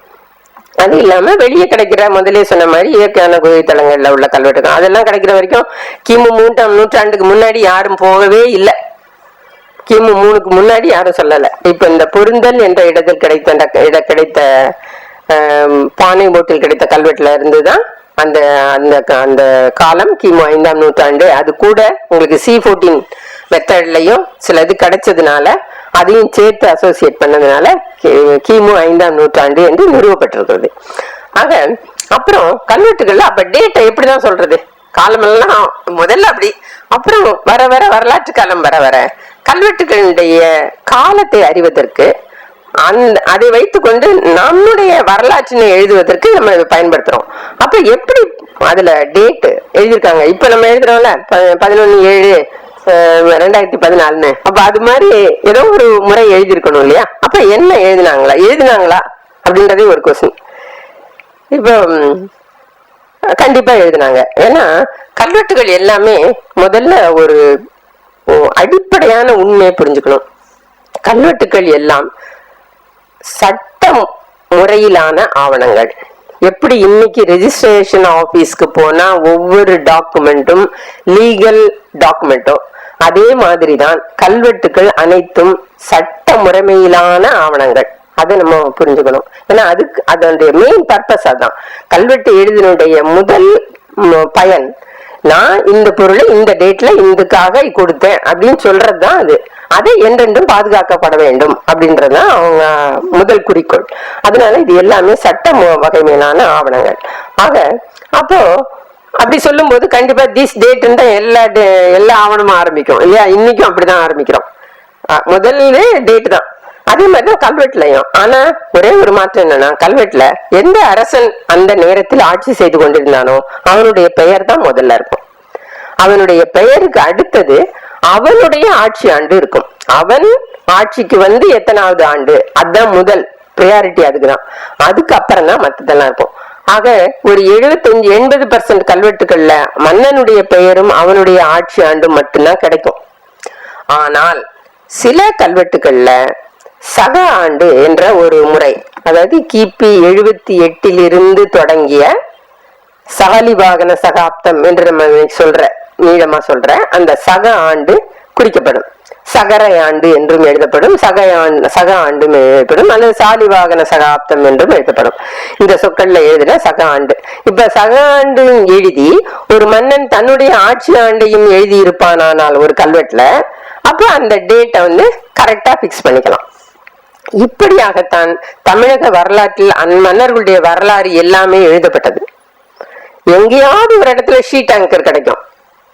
இப்ப பராந்தகனுடைய காலத்துல ஒரு சக ஆண்டு கல்வெட்டு கிடைச்சதுன்னா, அல்லது பாண்டியனுடைய கல்வெட்டுல ஒரு சக ஆண்டும் அவனுடைய ஆட்சி ஆண்டும் சேர்ந்த ஒரு கல்வெட்டு கிடைச்சதுன்னா, இது மாதிரி எங்கேயோ ஒண்ணு கிடைக்கும். இந்த ஹோல் ஒரு 300 இயர்ஸ்ல ஒரு 2 or 3 பிளேசஸ்ல இது மாதிரி சக ஆண்டும் ஆட்சி ஆண்டும் சேர்த்து கிடைக்கும். அப்ப அதை ஷீட் ஆங்கரா வச்சுப்போம்.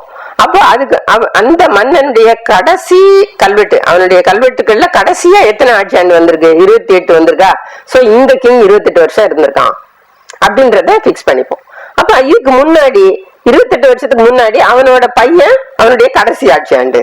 இப்படி கோர்த்து கோர்த்து கோர்த்து தான் தமிழக வரலாற்றினுடைய அனைத்து மன்னர்களுடைய வரலாறும் எழுதப்பட்டது.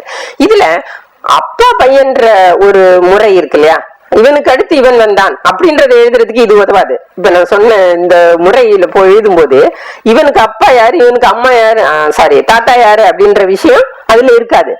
அதை தெரிந்து கொள்வதற்கு மிக மிக உறுதுணையாக இருப்பவை செப்பேடுகள் இருக்கின்ற பகுதிகள். செப்பேடுகள்ல எப்படி இருக்கும்னா, ஒவ்வொரு அரச குலத்துக்கும் ஒவ்வொரு செப்பேட்டினுடைய பகுதியிலையும் முதல் பகுதியில பாத்தீங்கன்னா ஒவ்வொரு அரச குலமும் எப்படி தோன்றியது, எங்கேயோ புராண காலத்துல இருந்து ஆரம்பிக்கும். அதெல்லாம் நாங்க அப்படியே ஸ்கிப் பண்ணிட்டே வரணும். யாரு ஹிஸ்டாரிக்கல் கிங் வரானோ, நமக்கு எல்லாருக்கும் பல கல்வெட்டுகள் மூலமாகவும் தெரிகின்ற ஒரு வரலாற்று நாயகனாக இருந்த அரசன் எப்ப வரானோ அந்த அரசன்ல பிடிச்சுக்கிறது. அந்த அரசனுக்கு பையன், அவனுக்கு மகனாக இவன் பிறந்தான், இவனுக்கு மகனாக இவன் பிறந்தான் அப்படின்னு சொல்லும் போது இந்த ஒவ்வொரு மகனும் அவன் காலத்தில் செய்த செயற்கரிய செயல் என்ன, போரோ அல்லது மற்ற விஷயங்களோ எதை செஞ்சானோ அதை பத்தி அவனுக்கு ஒரு இன்ட்ரோடக்ஷனை சொல்லி அவனுக்கு இந்த மகன் பிறந்தான் அப்படின்னு சொல்லுவாங்க.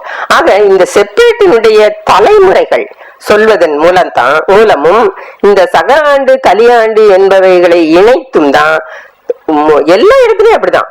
அதே மாதிரிதான் தமிழ்நாட்டிலையும் மன்னர்களுடைய வரலாறு, அதாவது எல்லா விஷயங்களையும் புரிந்து கொள்வதற்கு தமிழ்நாட்டினுடைய தமிழ் பண்பாட்டினுடைய கலையினுடைய அனைத்து பரிமாணங்களையும் நம்ம புரிந்து கொள்வதற்கு முதல்ல ஒரு சட்டகம் ரொம்ப அவசியம்.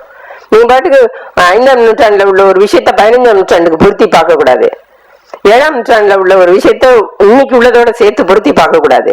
ஆக அந்தந்த காலகட்டத்துக்கு இணைத்து பார்க்க வேண்டும். அப்பதான் அந்த பண்பாட்டையும் கலையையும் நம்ம பாரம்பரியத்தையும் எல்லாத்தையும் சரியாக புரிந்து கொள்ள முடியும். அப்ப அந்த புரிந்து கொள்வதற்கு மிக தேவையான ஒன்று ஒரு வரலாற்று சட்டகம்.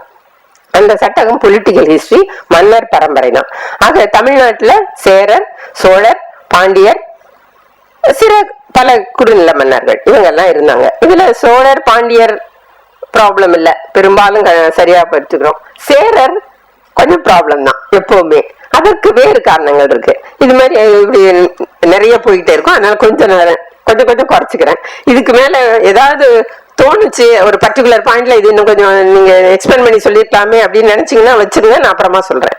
இல்ல சேரர் சொல்றேன், அது ஒரு தனி ஒரு லெக்சர் மாதிரி ஆயிடும், அதனால வேண்டாம்.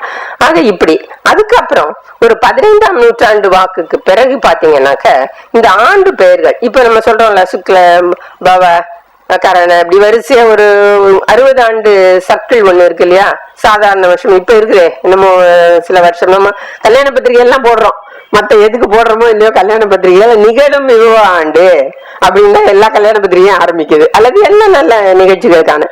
சோ அந்த 60 ஆண்டு எழுதுகின்ற ஒரு சுழற்சி முறை அது 15ஆம் நூற்றாண்டுல ஆரம்பிச்சது. இது மாதிரி ஒரு ஹோப்லெஸ்ஸான ஹிஸ்டாரிக்கல் டாக்குமெண்ட் மோசத்திலேயும் மோசம் ஒண்ணும் கிடையாது. ஏன்னா 60 வருஷத்துக்கு திரும்பி திரும்பி அந்த வருஷம் வரும்.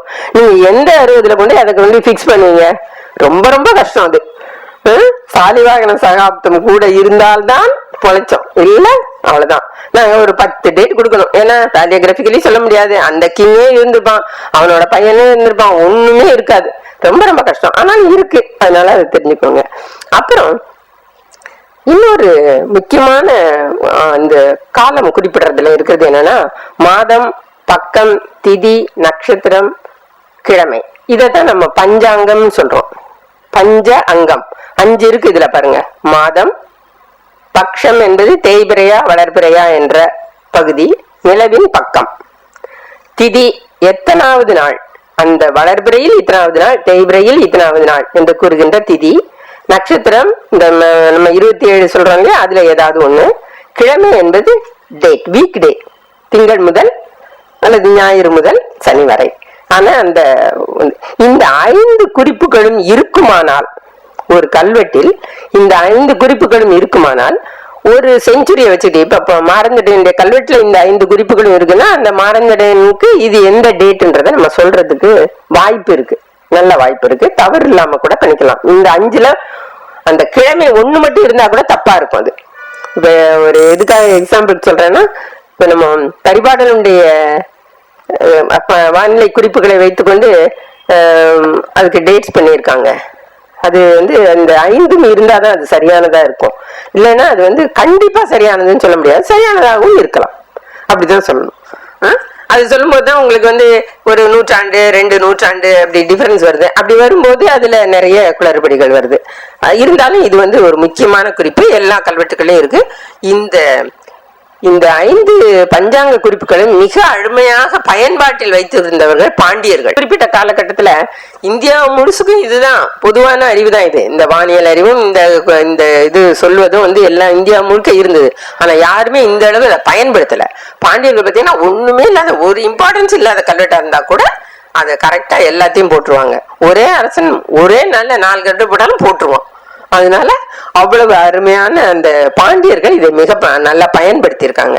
அதனால நீங்க பாண்டியர் பகுதியில போய் கல்வெட்டு படிச்சீங்கன்னா இது இருக்கும் கண்டிப்பா பெரும்பாலும். அப்புறம் வந்து ரொம்ப யூனிக்னு சொல்ல முடியாது, 2-3 இடத்துல வருது. அதாவது கலி தொடங்கிய நாள் இருந்து அந்த கல்வெட்டு எழுதும் நாள் எத்தனாவது நாள் என்று போட்டு சொல்லுகின்ற ஒரு கணக்கு. இது வந்து ரொம்ப ஆச்சரியமான ஒரு விஷயம். இந்தியாவிலேயோ வேற எங்கேயுமே இதை செய்யல, யாருமே செய்யல. ஆனா பார்த்திவேந்திரவர்மன், அதாவது கேரளா இந்த பார்டர்ல இருந்தவங்க இதை செஞ்சிருக்காங்க. இந்த பார்த்திவசேகரபுரம் செப்பேடு என்று ஒரு செப்பேடு இருக்கு. அது வந்து ஆய்குலத்தை சேர்ந்த ஒரு சிற்றரசனுடைய செப்பேடு. அது இதுல வந்து அந்த ஆய் மன்னனுடைய பார்த்திவசேகரபுர செப்பேட்டுல இருக்கு 14,49,87 சென்ற நாள் கலி தொடங்கி. இது வந்து உண்மையிலேயே பிரமிக்க வைக்கிற ஒரு கணக்கு. இது வந்து 8ஆம் நூற்றாண்டுல எழுதப்பட்டது. 8ஆம் நூற்றாண்டுல இந்த மாதிரியாக கலி பிறந்த நாளிலிருந்து அன்னைக்கு எத்தனாவது நாள் என்று எழுதுகின்ற ஒரு முறை உலகத்தில் நீங்க எங்கேயுமே பார்க்க முடியாது. அதை இன்னும் இதை பத்தி எழுதி அதை கால்குலேட் பண்ணி இப்போ உள்ள டேட்லாம் பண்ணி இப்போ உள்ள செகண்ட்ஸ் அதெல்லாம் பண்ணி பார்த்துருக்காங்க. ரொம்ப மீகர் டிஃபரன்ஸ் தான் வந்திருக்கு. 0.001-002 அவ்வளவுதான் டிஃபரன்ஸ் வந்திருக்கு. கரெக்டாவே இருக்கு. அது ரொம்ப அருமையான ஒரு விஷயம். தமிழ் கல்வெட்டுக்கள்ல டேட்டிங்னு பார்த்தா இந்த மாதிரி நிறைய விஷயம் இருக்கு. அப்புறம் பாத்தீங்கன்னா சொன்னேன் கல்வெட்டுக்கள்லாம் ஆவணங்கள்னு சொன்னேன். அதுல எந்த மாதிரியான ஆவணங்கள் இருக்கு அப்படின்றதுக்கு ஒரு மேற்போக்கான ஒரு விஷயம். நிலவிலை ஆவணங்கள் இதுதான் யூஸ்வலா எல்லா இடத்துலயும் இருக்கும். அதே மாதிரிதான் கல்வெட்டுலயும் இருக்கு. நீங்க வந்து இது நிலவிலை ஆவணம்னு இருக்கு, தீட்டு எப்படின்னு இருக்கு அப்படின்னா இது நேரடியா இப்படி இன்னார் வித்தோன்னு ஒரு லைன்ல முடியாது. அந்த கல்வெட்டுடைய அமைப்பு ஒரே ஒரு கல்வெட்டை மட்டும் எக்ஸாம்பிளா வச்சுக்கிட்டு உங்களுக்கு அதை எக்ஸ்பிளைன் பண்ணாக்கா ஒரு 1.5 மணி நேரம் ரொம்ப சர்வ சாதாரணமா அதை எக்ஸ்பிளைன் பண்ண முடியும் ஒரு கல்வெட்டையும் வைத்துக்கொண்டு. அப்போ உங்களுக்கு ஃபுல் பிக்சர் கிடைச்சிடும் கல்வெட்டுனா எப்படி இருக்கும், என்னென்ன இருக்கும் அப்படின்றது. இருந்தாலும் நான் இதை மட்டும் சொல்றேன். சோ இந்த பங்கு விலை ஆவணம் என்பது என்னன்னா, அரசனால் ஒரு ஊர், அந்த ஊர்ல உள்ள பயிர் நிலங்கள், விளைச்சல் நிலங்கள் எல்லாத்தையும், அதே மாதிரி குடியிருப்பு மனைகள் எல்லாத்தையும் பல பங்குகளாக போட்டு 1008 பங்கு 108 பங்கு அப்படின்னு போட்டு அதை அவங்க ஒரு சிலருக்கு அதை கொடுத்துருப்பாங்க. அப்ப அதை யாருமே விற்க முடியாதுன்னா விற்க முடியும், அதையும் விற்பாங்க. அதனால அதை சொல்லும் போதே பங்கு விலை ஆவணம் என்றுதான் அதை சொல்லுவாங்க. அதான் அது இருக்கும். இந்த பங்கு விலை ஆவணம்னு அதுக்கு ஒரு பேக்ரவுண்ட் தெரிஞ்சதுன்னா உடனே என்னன்னு புரிஞ்சிடும். அதே மாதிரி ஒற்றி இப்ப நம்ம தெரிஞ்ச விஷயம்தான். இந்த சொற்கள் எல்லாத்திலையும் ஆவணம் என்ற அழகான தமிழ் சொல் இருக்கு. அந்த ரெஜிஸ்ட்ரார் ஆபீஸ் அப்படின்றதற்கு ஆவண களரி என்று ஒரு அருமையான சொல் இருக்கு. அதான் ரெஜிஸ்ட்ரார் ஆபீஸ். இதெல்லாம் இருக்கு. இருந்தாலும் இந்த உறுதி என்ற பொருள்ல பல கல்வெட்டுகள்ல நிலவிலை பிரமாணம் என்ற ஒரு சொல் இருக்கு. அதையும் நீங்க தெரிஞ்சுக்கோங்க. தமிழ் கல்வெட்டு தான் கூட நிறைய ஒரு குறிப்பிட்ட காலத்துக்கு பிறகு நிறைய சமஸ்கிருத சொற்கள் அதுல இருக்கு. அதுக்கு ஈக்குவலண்டான தமிழ் சொற்களும் இருக்கு. அதே நேரத்துல திடீர்னு பிரமாணம் வந்தா இது பிரமாணம்னா என்னன்னா உறுதி, அதான் பொருள் அதுக்கு. அதே மாதிரி தீட்டு, இந்த ஆவணங்கள் நிலவிலை ஆவணம், நிலவிலை பிரமாணம், பங்கு விலை பிரமாணம் அப்படின்லாம் வர்றது கொஞ்சம் லாங் ஸ்டாண்டிங்கா உள்ள விஷயங்களுக்கு இந்த சொற்களையும், தீட்டு என்பது சும்மா ஒரு அக்ரிமெண்ட் போல, கொஞ்சம் ஒரு டெம்பரரியா பண்ற அக்ரிமெண்ட்ஸ் போல இருக்கிறதுக்கெல்லாம் தீட்டு என்ற ஒரு சொல்ல பயன்படுத்தியிருக்காங்க. கைத்தீட்டு, ஹேண்ட் ரெசீட், கைத்தீட்டு என்பது ஒருத்தர் கொடுத்து ஒருத்தருக்கு வாங்கிக்கிறது, அதை பார்த்து இது எழுதினாங்க அப்படின்றதுக்கு. அதே மாதிரி ஒத்திசைவு தீட்டு அக்ரிமெண்ட், அந்த வேர்டை பார்த்தாலே ஒத்திருது. ஒத்து இசைவு தீட்டு, 2 பேரும் ஒத்துக்கொண்டு இசைந்து எழுதி கொடுத்தது. நீங்களும் நானும் இசைந்து எழுதி கொடுத்தது. நிலைமை தீட்டு இதனுடைய ஸ்டேட்டஸ் என்ன, ஒரு பர்டிகுலர் ப்ராப்பர்ட்டியோட ஸ்டேட்டஸ் என்ன அப்படின்றத சொல்றது நிலைமை தீட்டு. ஏவல் தீட்டு, விலை பிரமாண தீட்டு, இதெல்லாம் வந்து கிட்டத்தட்ட அதே மாதிரிதான். உபய தீட்டு ஒரு பர்டிகுலர் இதுக்காக கொடுக்கறது. இசைவு தீட்டு அதனுடையதான். அந்நிய நாமகரண தீட்டு என்று ஒரு சீட்டு இருக்கு. அது வந்து கிட்டத்தட்ட பினாமி மாதிரி வச்சுக்கோங்களேன்.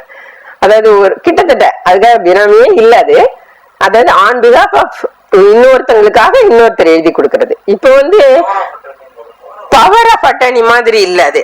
ஏன்னா பவர் ஆஃப் அட்டர்னியை விடவும், அதாவது இப்ப என்னுடைய பெயர்ல இருக்கின்ற சொத்துக்களை அல்லது ஏதோ ஒரு ப்ராப்பர்ட்டியை நான் வந்து ஒரு இதுக்கு கொடுத்துட்டு அது கொஞ்சம் எக்ஸஸா இருக்குதுன்னு வச்சுக்கோங்களேன். ஒரு பர்டிகுலர் இதுக்கு கொடுக்குறேன், அதுல இருந்து எக்ஸஸா இருந்ததுனாக்க அந்த எக்ஸஸ் அந்த ப்ராப்பர்ட்டிய வேற ஒரு இதுக்கு பயன்படுத்தும் போது நேரடியா என்னோட பேர் இருக்காதங்க, இன்னொருத்தருடைய பேர் அங்க வரும். அப்போ அது வந்து இன்னொருத்தருடைய பெயரால எழுதி கொடுக்கப்படும். அது மாதிரி வருகிறது. பவர் ஆஃப் அட்டானி மாதிரி இல்ல, நேரடியா பவர் ஆஃப் அட்டானி சொல்ல முடியாது, கொஞ்சம் இருக்கு அது மாதிரியும் சொல்லலாம், ரெண்டும் இணைந்த மாதிரி. அப்போ ஒரு நல்ல அண்டர்ஸ்டாண்டிங் இருந்திருக்கு. இப்ப நமக்கு அது அந்நிய நாமகரண தீட்டு கல்வெட்டுக்களே ஒரு 30-50 கல்வெட்டுக்குள்ள கிடைக்கும். அதை வச்சுக்கிட்டு நம்ம இன்னும் அதை ரொம்ப ஆழமா பார்த்து நமக்கு இன்னும் கொஞ்சம் தெளிவு வரலாம். அது மாதிரி ஓலை இதெல்லாம் வந்து காலம் மாற மாற உங்களுக்கு இந்த கல் இது மாதிரி வந்தது போல ஓலையும் வர ஆரம்பிச்சிச்சு. ஏன்னா சோழர் காலம் வந்த பிறகு அரசனுடைய ஆணைகள், அந்த அதிகாரிகளுடைய ஆணைகள் எல்லாம் வந்து ஓலையில எழுதி பேப்பர்ல இல்ல ஓலைகள்ல எழுதி அதை அந்த கன்சர்ன்ட் பார்ட்டிக்கு அந்தந்த ஊருக்கு எல்லா இடத்துக்கும் அனுப்ப ஆரம்பிச்சாங்க. அதனால ஆவணங்களுக்கே ஓலைன்ற பேர் வந்துருச்சு. ஆவணங்களையே ஓலை என்று சொல்ல தொடங்கி விட்டார்கள். அது மாதிரி வருகின்ற சொற்களும் இருக்கு. இந்த அடையோலை என்பது பிளட்ஜிங், இப்பவும் இருக்குல்ல, இந்த சொல்லி இருக்குன்னு நினைக்கிறேன். அடைத்தல ஏதோ நில விவசாய நிலத்துல இருக்கு. விவசாய நிலத்துல இந்த சொல்லி இருக்கு, இன்னைக்கும் இருக்கு. ஆழ்விலை ஓலை, அடிமைகள் இருந்தாங்க, பெண்கள் ஆண்கள் எல்லாம் வித்திருக்காங்க, அதுதான் ஆழ்விலை ஓலை. முறிகள் என்பன, முறின்றது ஓலைதான், அதாவது பனை ஓலைதான். பனை ஓலையில் எழுதி கொடுக்க இன்னும் லேட். இந்த நான் இப்ப சொல்ற இந்த வரிசையில பாத்தீங்கன்னா இது குரோனலாஜிக்கலா ஏர்லியர் பீரியட்ல அந்த சொற்களும் அப்படியே வளர வளர அந்த சொற்கள் மாறி இந்த மாதிரி இருக்கும். அப்புறம் எழுத்து, இப்போ உங்களுக்கு நான் முதலே சொன்னேன், தொல் தமிழ் நான் எழுதியிருக்கேன். ஏன்னா பிராமி என்பதை தொல் தமிழ் என்ற சொல்லால் நான் பயன்படுத்திக்கிட்டு இருக்கேன். அதனால நான் அதை அப்படி எழுதியிருக்கேன். ஏன்னா நான் என்ன மனசுல வச்சு எழுதியிருக்கேன்னா, புரோட்டோ டிரிவிடியன் ஒரு ஒரு மொழியை நம்ம சொல்றோம். அதுல இருந்து டிரிவிடியன் என்று சொல்லப்படுகின்ற தெலுங்கு, தமிழ், கன்னடம், மலையாளம் இந்த மொழிகள் எல்லாம் பிறந்தனன்னு நம்ம சொல்றோம். அதே மாதிரி ஒரு தொல் தமிழ் எழுத்து இருந்தது, அதுல இருந்து இந்த மொழிகளுக்கான எழுத்துக்கள்லாம் பிறந்திருக்கின்றன. அந்த தொல் தமிழ் எழுத்து தான் பிராமி, தமிழ் பிராமின்னு எல்லாரும் சொல்றது. என்னுடைய இது வந்து அந்த தமிழ் பிராமி, தமிழ் இதுல நிறைய இது யார் சொன்னது, எந்த கான்டெஸ்ட்ல சொன்னது அப்படின்லாம் நிறைய ப்ராப்ளம் இருக்கு. நான் அந்த லிங்குவிஸ்ட் வந்து எப்படி புரோட்டோ டிரிவிடியன் என்ற ஒரு சொல்ல ஏற்கனவே காயின் பண்ணி மொழிக்கு வச்சிருக்காங்களோ அதே மாதிரி எழுத்துக்கு ஏற்கனவே உள்ள ஒரு சொல்ல அதே மாதிரி வச்சுக்கலான்ற எண்ணத்துல நான் இந்த தொல் தமிழ் என்ற சொல்லதான் பயன்படுத்துறேன் நான் எழுதுற இடங்கள்ல. அதனால நான் அதை போட்டிருக்கேன். மற்றவங்களுக்கு புரியறதுக்காக பிராக்கெட்ல தமிழ் பிராமி அல்லது தமிழின்னு சொல்லியிருக்கேன். அப்புறம் வட்டெழுத்து, இதுதான் வந்து பிராமி எழுத்தினுடைய அந்த தொல் தமிழ் எழுத்தினுடைய ஒரு நேரடியான வளர்ச்சி. தமிழ்நாடு முழுவதும் இருந்த நேரடியான வளர்ச்சி என்பது வட்டெழுத்து தான். இப்ப இதுக்கெல்லாம் கொஞ்சம் ஸ்லைடு காட்டுறேன் எப்படி இருக்குன்றதுக்கு.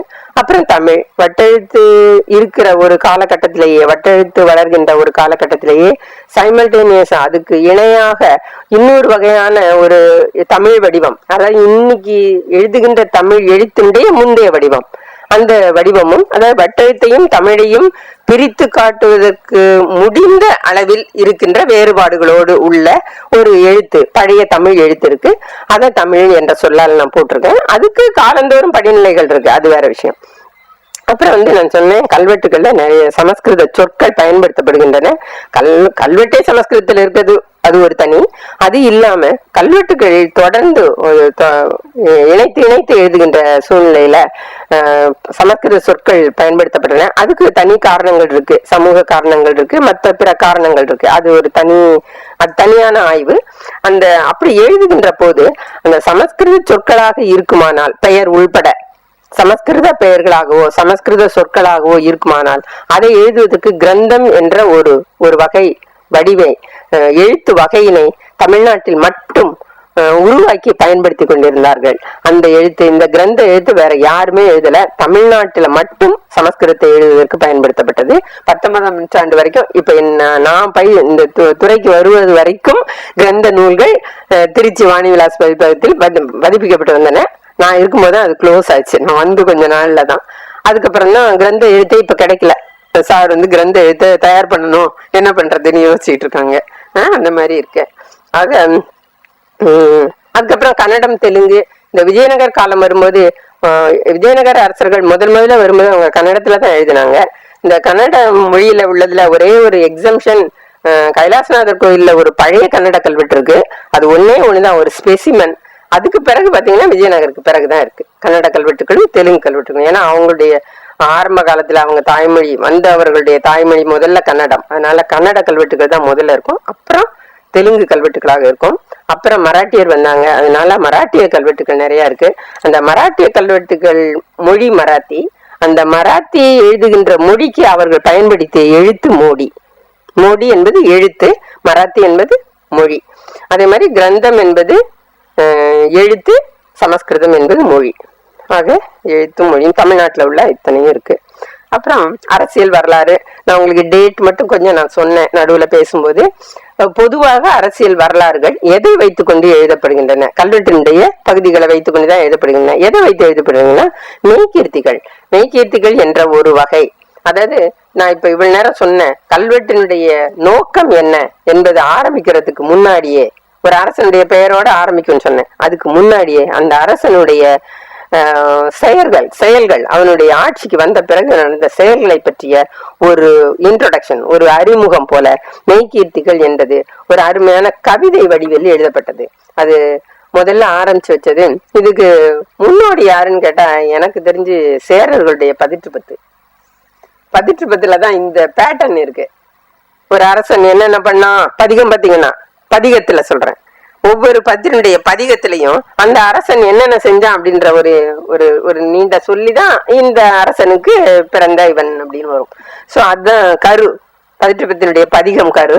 அதை தொடர்ந்து மெய்கீர்த்திகள் வருது. மெய்கீர்த்திகள் ஒரு 10ஆம் நூற்றாண்டுல இருந்து கடைசி 15ஆம் நூற்றாண்டு வரைக்கும் எல்லா அரசனுக்கும் மெய்கீர்த்தி இருக்கு. ஒரு அரசனுக்கு 2-3 மெய்கீர்த்தி இருக்கு. அதுல எல்லாம் செய்திகள் அநேகமாக சரியா இருக்கும். அவன் வெற்றிகள் பெற்றிருப்பான். அதே நேரத்தில் யாரோ ஒருத்தனை தோற்கடித்தேன் என்று சொன்ன அந்த தோற்கடிக்கப்பட்ட மன்னனாக இங்கு உருவகிக்கப்படுவன் அவன் இவனை வெற்றி கொண்டேன் என்று அவனும் எழுதியிருப்பான். அது வேற விஷயம். நம்ம அதை இன்னும் கொஞ்சம் தெளிவா பார்க்கணும். அதாவது போர்கள் மீண்டும் மீண்டும் நடந்ததுனால வந்த பிரச்சனை இது. ராஜேந்திரனுடைய பையங்க இந்த பகுதி முழுவதுக்கும் அரச பிரதிநிதிகளாக அவங்களே போயிருந்தாங்க. சோழர் காலத்துலதான் அது நடந்தது. சோழ பாண்டியன், சோழ கங்கன், சோழ லங்கேஸ்வரன், சோழ கேரளன், இப்படி. அப்போ அதெல்லாம் எப்படி இருந்தாங்கன்ற அந்த பகுதியெல்லாம் மெய்கீர்த்தியில தான் இருக்கு. இந்த மெய்கீர்த்தி பகுதிகளை படித்துதான் இந்த மாதிரியாக அனுப்பப்பட்டார்கள் அப்படின்றதெல்லாம் நம்ம புரிந்து கொள்கிறோம். ஸோ அரசியல் வரலாற்றுக்கு மெய்கீர்த்திகள் மிக மிக முக்கியமான ஒரு சாதனங்கள். அடுத்தது செப்பேட்டின் சமஸ்கிருத பகுதிகள். நான் ஏற்கனவே உங்களுக்கு சொன்னேன் செப்பேட்ல எப்படி இருக்கும் அடுத்தடுத்துன்றது. அப்புறம் கல்வெட்டுகள்ல ஆண்டு கணக்குகள், பஞ்சாங்க குறிப்புகள். இவை இல்லாமல் வெற்றிகளை மட்டுமே எழுத வேண்டும் என்பதற்காகவே அந்த நிகழ்ச்சிகளை மட்டுமே மையப்படுத்தி சில கல்வெட்டுகள் இருக்கின்றன. மிகச்சிறந்த இந்த திருவேந்திபுரம் கல்வெட்டு, கொடும்பாளூர், பழைய காலத்துல கொடும்பாளூர் கல்வெட்டு, பூதி விக்ரமகேசரனுடைய வெற்றிகளை, அவனுக்கு கிடைச்சிருக்கிற கல்வெட்டே ஒண்ணுதான். அந்த ஒரு கல்வெட்டுல அவன் பெற்ற வெற்றிகள், அவன் என்னென்ன பண்ணானோ எல்லாத்தையும் ஊர்ல எழுதியிருக்கான். கொடும்பாளூர்ல பூதி விக்ரமகேசரி கல்வெட்டு. அப்புறம் சமுதாய வரலாறு. இப்ப நான் சொன்ன எல்லாமே ஆவணங்கள் தானாலும் அப்ப வெறும் மன்னர்களை பற்றியும் வெற்றியை பற்றியும் ஆட்சியை பற்றியும் படிப்பது மட்டுமே வரலாறு அல்ல. மக்களை பற்றியும் படிக்கணும், மக்களை பற்றி தெரிஞ்சுக்கணும். அதான் உண்மையான வரலாறு. அது இதுவரைக்கும் சொன்னதெல்லாம் ஒரு ஃப்ரேம், அவ்வளவுதான். அதுக்கு பின்னாடி வர்றதெல்லாம் வந்து சமுதாய வரலாறுன்னு பார்க்கும்போது நிறைய செய்திகள் இருக்கு. அது இதெல்லாம் எழுதி வைக்கணும்னு அவங்க எழுதி வைக்கல, அவங்க ஆவணப்படுத்தும் போது இதெல்லாம் தன்னாலே வந்துடுது, எல்லாமே வந்துடுது. அதுதான் இவங்க சொன்னாங்க இல்லையா, கல்வெட்டுக்களை படித்து அதை புரிந்து இன்டர்பிரட் பண்ணுவது, அதை விளக்குவது என்பது ஒரு தனி அறிவு. அதுல நம்ம எவ்வளவுக்கு எவ்வளவு கல்வெட்டுக்களை ஹேண்டில் பண்ணி பண்ணி பண்ணி பண்ணி பழகிறோமோ அவ்வளவுக்கு அளவு அதுல தெளிவு வரும். இல்லைன்னா ஒரு கல்வெட்டை படிக்கும்போது ஒண்ணுமே புரியாது, உண்மையிலேயே ஒண்ணுமே புரியாது. சவுத் இந்தியன் வால்யூம்ஸ் இருக்குன்னா அது ஒண்ணுமே புரியாது. அது வந்து தமிழ் முதுகலை படித்தவர்களால கூட ஒண்ணும் பண்ணிக்க முடியாது, சமஸ்கிருதம் முதுகலை படித்தவர்களால கூட ஒண்ணும் பண்ண முடியாது. ஸோ இதுக்கு ஒரு தனி அறிவு வேணும், அது படித்து படித்து பழகணும் எப்படி பயன்படுத்தியிருக்காங்கன்றத. இப்போ இதுல பாத்தீங்கன்னா தெரிந்தோ தெரியாமையோ நீதி இதெல்லாம் பார்க்கும்போது நமக்கு கிடைத்திருக்கின்ற கல்வெட்டுகள் எல்லாமே ஒரு சாரி சொன்ன மாதிரி ஒரு எலைட் குரூப்போட கல்வெட்டு தான் நிறைய இருக்கு. ஏன்னா எப்போ ஆவணப்படுத்தணும்னாங்களோ, எப்போ சொத்துடைமை வருதுதோ அப்போ அவங்க கொஞ்சம் கண்டிப்பா சமுதாயத்தினுடைய ஒரு தட்டுக்கு மேல் உள்ளவர்களாகத்தான் இருக்க முடியும் இல்லையா. ப்ராப்பர்ட்டி இல்லாதவங்க, அதை ஹேண்டில் பண்ண முடியாதவங்களால அந்த கல்வெட்டுகளை இடம்பெற வேண்டிய தேவையே இருக்காது. ஆக இது வந்து கண்டிப்பாக ஒரு மேல்தட்டு அல்லது நடுத்தர மக்களுக்கு மேல உள்ளவங்களாலதான் இந்த அவர்களை பற்றியதாகத்தான் அவர்களோடு தொடர்புடையதாகத்தான் இந்த கல்வெட்டுக்கள்லாம் இருக்கு அப்படின்றத நம்ம தெளிவா மனசுல வச்சுக்கணும். அப்படி வரும்போது இவங்க வந்து டிஸ்பியூட்னு வந்தா என்ன பண்றது? அப்போ நாடு அளவில் அத நிர்வாகம் அப்படின்னு நான் சொன்னேன், அதை முதல்ல சொல்லிடுவோம். இந்த நிர்வாகம் அப்படின்ற இதை பாத்தீங்கன்னா இதுல வந்து 3 லேயர் இருக்குங்க, ரொம்ப தெளிவா புரிஞ்சுக்க முடியும். 3 லேயர் இருக்கு. ஒண்ணு அரசு நிர்வாகம், அதாவது அரசன் அவன் இருக்கிற இடத்துல அவனுக்கு ஒரு பியூரோக்ராட் வச்சுக்கிட்டு என்னென்ன பண்ணுவானோ, என்ன ஆணை, என்ன மாற்றம், எங்க இருந்து வந்தால் ரெப்ரசன்டேஷன் அதை எப்படி தீர்க்கிறது, இந்த மாதிரி விஷயங்களுக்கு அவன் பேசி அவன் முடிவெடுத்து செய்வதற்கு ஒரு தனி பியூரோக்ராட் செட்டப் இருக்காங்க. அது வந்து அது எல்லாத்துலயும் தலையிடாது, எங்கெங்கெல்லாம் லோக்கல்ல ப்ராப்ளம் வருதோ அது மட்டும்தான் அங்க போகும். அப்படி வரும்போது தீர்ப்பதற்கு, அதை செய்வதற்கு, இவன் கொடுக்கின்ற பெரிய கொடைகளை நிர்வகிப்பதற்கு, அதை கொண்டு சேர்ப்பதற்கு, தவறில்லாமல் கொண்டு சேர்க்கிறதுக்கு இதுக்கு வந்து ஒரு அரசு அளவில் ஒரு செட்டப் இருக்கு. அதுக்கு அடுத்தது கோயில்ன்ற அமைப்பிலையும், அது ஒரு கோயில் என்பது பொருளாதார மையம். எப்படி அரசு ஒரு பொருளாதார மையமோ அதே மாதிரி கோவில் என்பது ஒரு பொருளாதார மையம், சமுதாய மையம், எல்லா மையமும் கோயில் தான். ஏன்னா கோயிலை முன்னிறுத்தி தான் இந்த ஹோல் சமுதாயமே சுற்றி சுழன்று கொண்டு வருகிறது. ஒரு வசதியும் இல்லாத, நம்ம இப்ப இந்த இதெல்லாம் பெயர் குறிப்பிடப்படாதன்னு சொன்னோமே, அதுல கூட பணிமக்கள் பெயர்லாம் கூட அந்த கல்வெட்டுகள்ல வரும். அப்ப எப்ப வரும்னா கோயில் நிர்வாகத்தை போய் அந்த மாதிரியான கல்வெட்டுக்களை நம்ம படிக்கும் போது நமக்கு சாதாரண மக்களுடைய செயல்களும் அவர்களுடைய ஈடுபாடும் அவர்களுடைய அதனுடைய ஒத்துழைப்பு அல்லது அவர்களுடைய பங்கு சமுதாயத்தில் அந்த கோயில்ல என்னன்றது தெரியும். ஏன்னா கோயிலை சுற்றி தான் சமுதாயமே அந்த சமுதாயமே இயங்குச்சு. ஆக கோயில் நிர்வாகத்துல அதுக்கு பல அமைப்புகள் இருக்கின்றன. இது இன்னும் ரொம்ப டீட்டெயிலா இருக்கும், அதனால குறைச்சிருக்கேன். அடுத்தது உள்ளாட்சி அமைப்புகள். உள்ளாட்சி அமைப்புகள் அப்படின்னு நான் எதை சொல்றேன்னா, ஒவ்வொரு ஊரும் அந்த ஊர்ல வந்து பெரும்பாலும் வேளாண் நிலங்கள், வேளாண்மை தொடர்பான மக்கள், அவர்களுடைய வாழ்க்கை முறை, இவைகளை எல்லாம் பார்ப்பதற்கும் செயற்படுத்துவதற்கும் அதுக்கு வந்து ஒரு அமைப்பு இருந்தது. அதுக்கு பேரு தான் ஊர். அதுக்கு பேர் ஊர். ஊரார் அப்படின்னா அதனுடைய மெம்பர்ஸ்னு அர்த்தம். அந்த ஊர் என்ற அமைப்பினுடைய அங்கத்தினர்கள் ஊரார். அதே மாதிரி அதுக்கு அடுத்த இவர்களுடைய கூட்டமைப்பு, ஒவ்வொரு ஊர் இருக்குன்னா ஒரு பரந்த பகுதியில பல ஊர்கள் இணையும் போது அதை வந்து நாடு என்று சொல்றாங்க. பல ஊர்கள் இணைந்தது நாடு. அப்ப அந்த நாட்டை நிர்வகிக்கும் போது, இந்த ஊர்கள் எல்லாம் இணைந்த நாட்டை நிர்வகிப்பதற்கு நாட்டார் என்பவர்கள் இருக்கிறாங்க. அவர்களும் நாட்டார் என்ற நாட்டவரோம் என்று வரும் கல்வெட்டுகள்ல, ஊரவரோம் என்று வரும். அப்படி வந்ததுன்னா நாட்டு அமைப்பின் அங்கத்தினர், ஊர் அமைப்பின் அங்கத்தினர்னு பேர். அப்போ இந்த 2 பேர் இல்லாம வணிகர்கள், அவர்களுக்கு ஒரு தனி அமைப்பு, இந்த நிர்வாக அமைப்பு இருக்கு. அது வந்து நகரம் என்ற சொல்லால குறிப்பிடப்படுகிறது. நகரம் என்று சொன்னாலே அது வணிக கூட்டமைப்பு, வணிக குழு இல்ல, வணிகர்களுடைய நிர்வாக அமைப்பு என்று பெயர். ஆக இந்த உள்ளாட்சி அமைப்புல இவங்க எல்லாம் வருவாங்க. வேளாண் மக்கள், வணிக மக்கள், அப்புறம் வந்து அங்க இருக்கின்ற பிராமின்ஸ், அவங்களுக்கு சபை என்ற ஒரு அமைப்பு. அது பங்கு, இப்ப நான் சொன்னேன் இல்லையா, தனியான ஆவணம், பங்கு ஆவணங்கள் சொன்னேன். பங்குன்ற அமைப்பில் வருகின்ற நிலங்கள், அந்த செய்திகள், அவர்களுடைய பங்குகள் விற்பனை, வாங்குறது, கொடுக்கறது, இன்ஹெரிட் பண்றது, யாருக்கு கொடுக்கலாம் யாருக்கு கொடுக்க கூடாதுன்றது, இந்த மாதிரி விஷயங்கள்லாம் வரும்போது அதுக்கு ஒரு தனி அமைப்பு சபை. ஆக ஒவ்வொரு ஊர்லயும் ஒவ்வொரு இடத்துலயும் உள்ளூர் சபை, உள்ளாட்சி அமைப்புகள், கோயில் நிர்வாக அமைப்பு, அரசு நிர்வாக அமைப்பு என்ற 3 படிநிலைகள்ல அரசு நிர்வாகம் நடந்திருக்கு. அப்புறம் இதுல நீதி அப்படின்ற ஒரு பாட்டு வரும்போது பாத்தீங்கன்னா, நீதி பத்தி நேரடியான நமக்கு சான்றுகள் ரொம்ப குறைவு. ஏன்னா தண்டனைகளே அதிகம் இல்லை. அப்போ தண்டனைகள் எல்லாமே விலக்கு வைப்பதாகத்தான் பெரும்பாலான தண்டனைகள் இருக்கு. அது எப்படியோ ஒரு சீக்ரெட் நினைச்சாங்களா, என்ன காரணம்னு தெரியல. அதனால ஆனா ரொம்ப பிரச்சனை வரும்போது, ஏன்னா உங்களுக்கு எல்லாம் தெரியும், ராஜராஜன் காலத்துல ஆயத்த கரிகாலன் கொலை, அந்த மாதிரி அந்த கல்வெட்டுகள், அந்த செய்திகள்லாம் நீங்க நாவல்ல கூட படிச்சிருப்பீங்க. அதுல கூட என்ன வந்திருக்கும், ஒரு குரூப் ஆஃப் பீப்புள் இதுல ஈடுபட்டாங்க, அவங்களோட சொத்துக்கள் பறிமுதல் செய்யப்பட்டன அப்படின்றதான் இருக்கு. இந்த சொத்துக்கள் பறிமுதல் செய்யப்பட்டன அப்படின்னு வர்றதே மிக மிக மிக அரிது. சொத்துக்கள் பறிமுதல் படுத்துறதுன்றது ரொம்ப அரிது. ஆனா இப்ப உத்திரமேரூர் கல்வெட்டுல நீங்க யாரெல்லாம் தகுதி உடையவர்கள் இல்லைன்னு வரும்போது மிக மிக விரிவா இருக்கு. அதெல்லாம் நிர்வாகம் நீதியும் இணைந்த ஒரு போக்குதான். அது எப்படி அப்படி ஒரு சட்டம் கொண்டு வராங்கன்னா, அதுல இருந்து வேறுபட்டவர்கள், அதுல இருந்து மாறியவர்கள் தண்டனைக்குரியவர்கள் அப்படின்றது இருக்கு, நிக்க முடியாதுன்றது. ஆக இந்த தண்டனை கொடுப்பதும் இந்த வழக்குகளை விசாரிப்பதும் அப்படின்றது யாரு எப்படி இருந்தாங்க அப்படின்னு பாத்தீங்கன்னா, இதே அமைப்பு தான். இந்த ஊர் நாடு சபை அமைப்பு அரசு அலுவலர்களோடு சீகாரியம் ஆராய்வார் என்ற பெரும்பாலும் சீகாரியம் ஆராய்வார் என்ற ஒரு சொல் வரும். அவங்கதான் ஆடிட்டிங், இந்த மாதிரி டிஸ்பியூட் வர்ற இடத்துல நேரடியாக அரசனுடைய சார்பில் அந்த இடத்துல இருந்து விசாரிக்கிறவர்கள். எந்த பிரச்சனை வந்தாலும் அல்லது எந்த கணக்குல தப்பு வந்தாலும், ஏதாவது பெரிய தவறுகள் நடந்ததுன்னா அந்த ஸ்ரீகாரியம் ஆராய்வார் என்ற அந்த கேட்டகரி, அந்த ஒரு சொல் பெரும்பாலும் அவங்க தான். அவன் பெரிய ஆபீசரா இருப்பான். ஆபீஸ் பெரிய உயர்நிலை அதிகாரிகள் அப்படின்னு பாத்தீங்கன்னா, பிராமணர்கள்லயும் இருக்காங்க, வேளாண் மக்கள்லயும் இருக்காங்க. அவங்களுக்கு எல்லாம் தனித்தனி பேரு. பிராமணர்களாக இருந்தா பிரம்மாதிராயர்கள். அவங்க அதாவது சொல் பின்ன முதல்ல அவன் பேரெல்லாம் வரும், அதுக்கு பின்னாடி பிரம்மாதிராயர் என்று முடியும். அதுல இருந்து அவன் அந்தன குலத்தை சேர்ந்த ஒரு ஒரு அதிகாரி. அதே மாதிரி வேளாண் குடிமேல் இருந்தா மூவேந்த வேளாண் என்ற சொல், அந்த மூவேந்த வேளாண் என்ற சொல்லோடு பெயர்கள்லாம் முன்னாடி இருக்கும். அப்ப இந்த மூவேந்த வேளாண் என்ற பட்ட பெயர் உடையவர்கள்லாம் என்ன, வேளாண் குடியிலிருந்து வந்த பெரிய அதிகாரிகள். ஆக இது இல்லாம மிலிட்டரியில படையில் இருந்து அதிலிருந்து வந்த அதிகாரிகளும் இருப்பாங்க. அவங்களுக்கு அரையர்கள் பொதுவா இருக்கும். பல அரையர்கள், பேரதிகாரிகள் அங்கவங்க அந்த அரசனுடைய பெயரோடையோ அல்லது அவன் பெற்ற வெற்றியோடையோ இணைத்து அந்த பெயர் கொடுக்கப்படும். அவங்க ஆக இந்த மாதிரியானவங்க தான் செய்யறாங்க.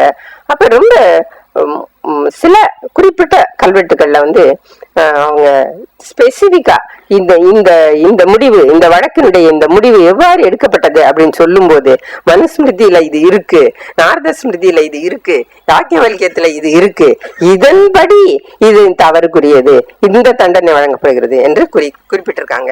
அதனால நான் அதை சொன்னேன். அந்த அந்த அந்த நீதி அவை, அதுக்கு பேரு தர்மாசனம் என்ற சொல்லால குறிக்கப்படுகிறது.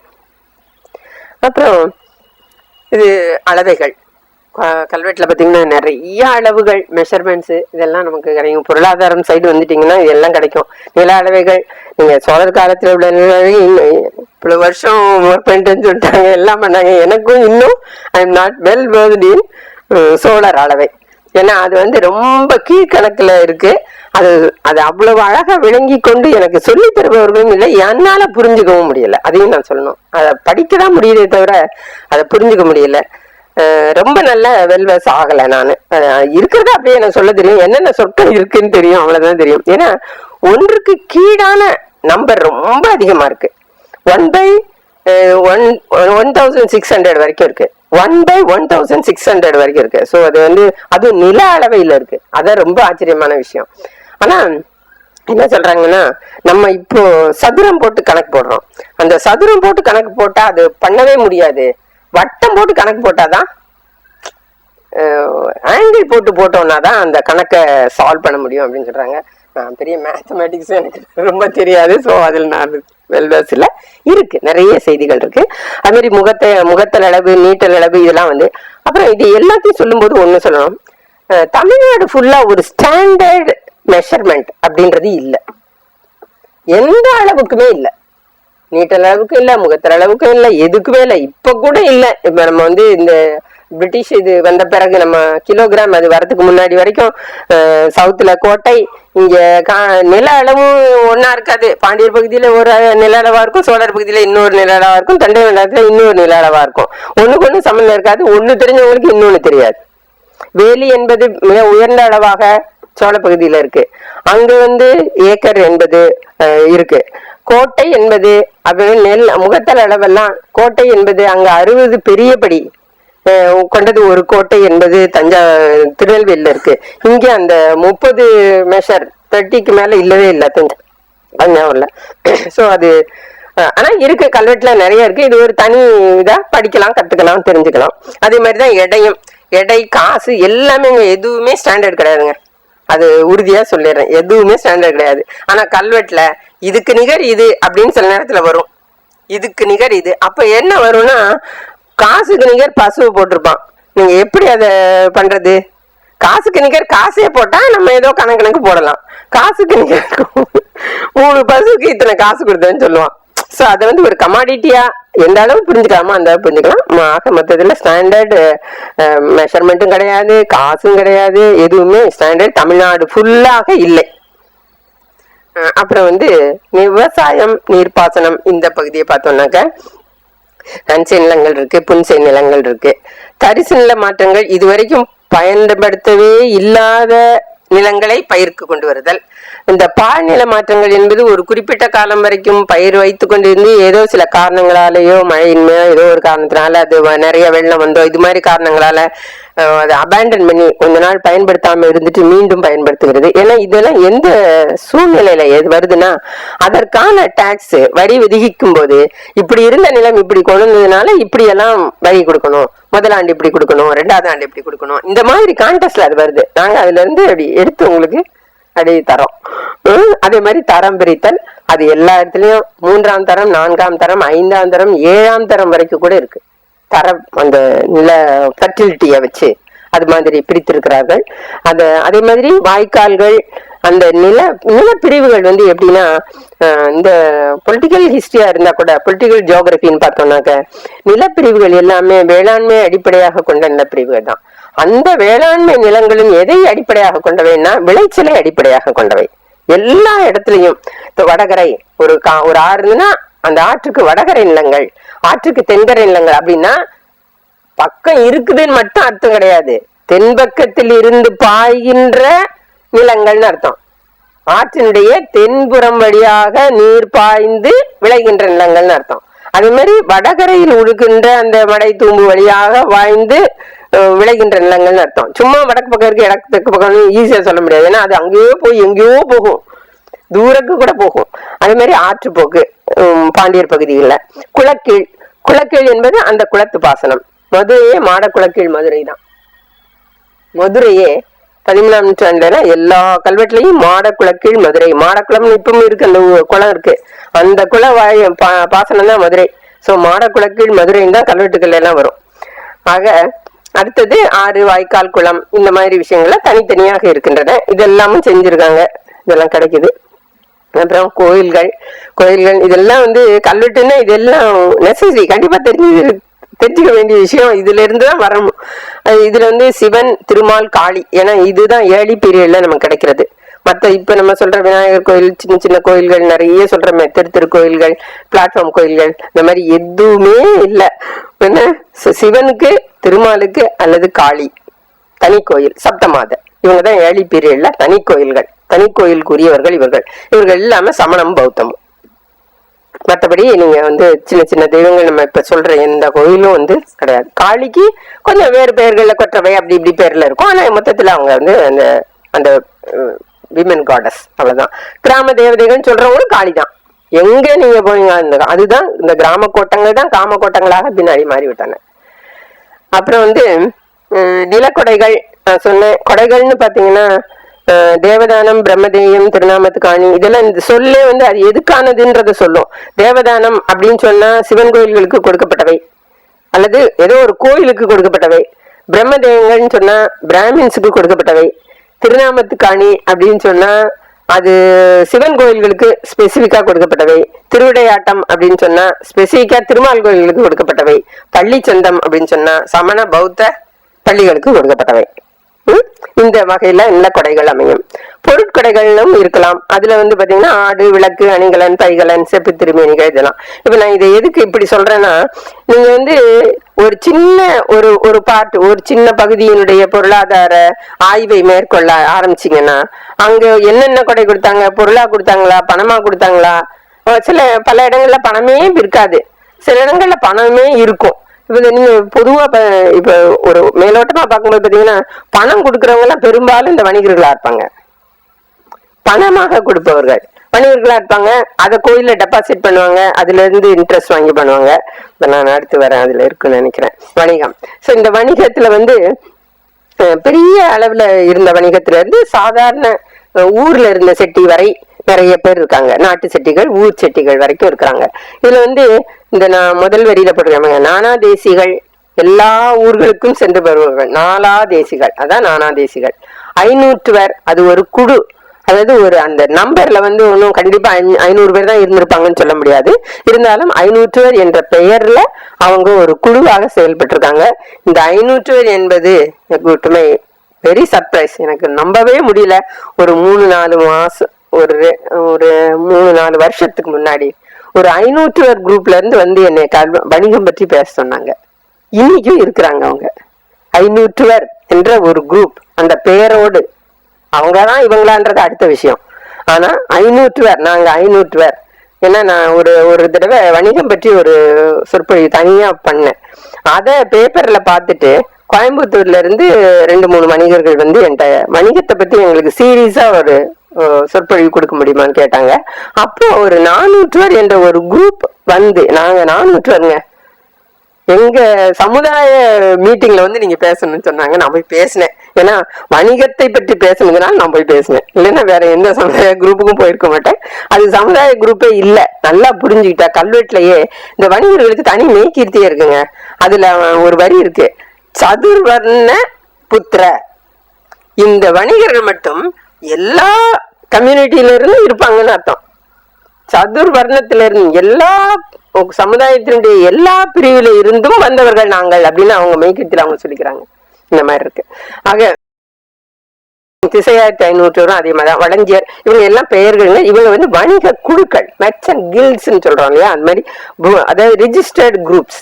இவங்க வந்து எல்லா இடத்துக்கும் போயிருக்காங்க. இப்ப நான் முதல்ல சொன்னேன் இல்லையா, தமிழ் கல்வெட்டுகள் மியான்மர்ல, பகன்ல, அங்க இங்க தாய்லாந்துல எல்லாம் வணிக குழுக்கள் போனதுதான் இவங்க எல்லாரும். இந்த மணி கிராமத்தார் என்பவர்கள் வந்து மணிகள் விற்பவர்களாக இருக்கலாம்னு சொல்றாங்க.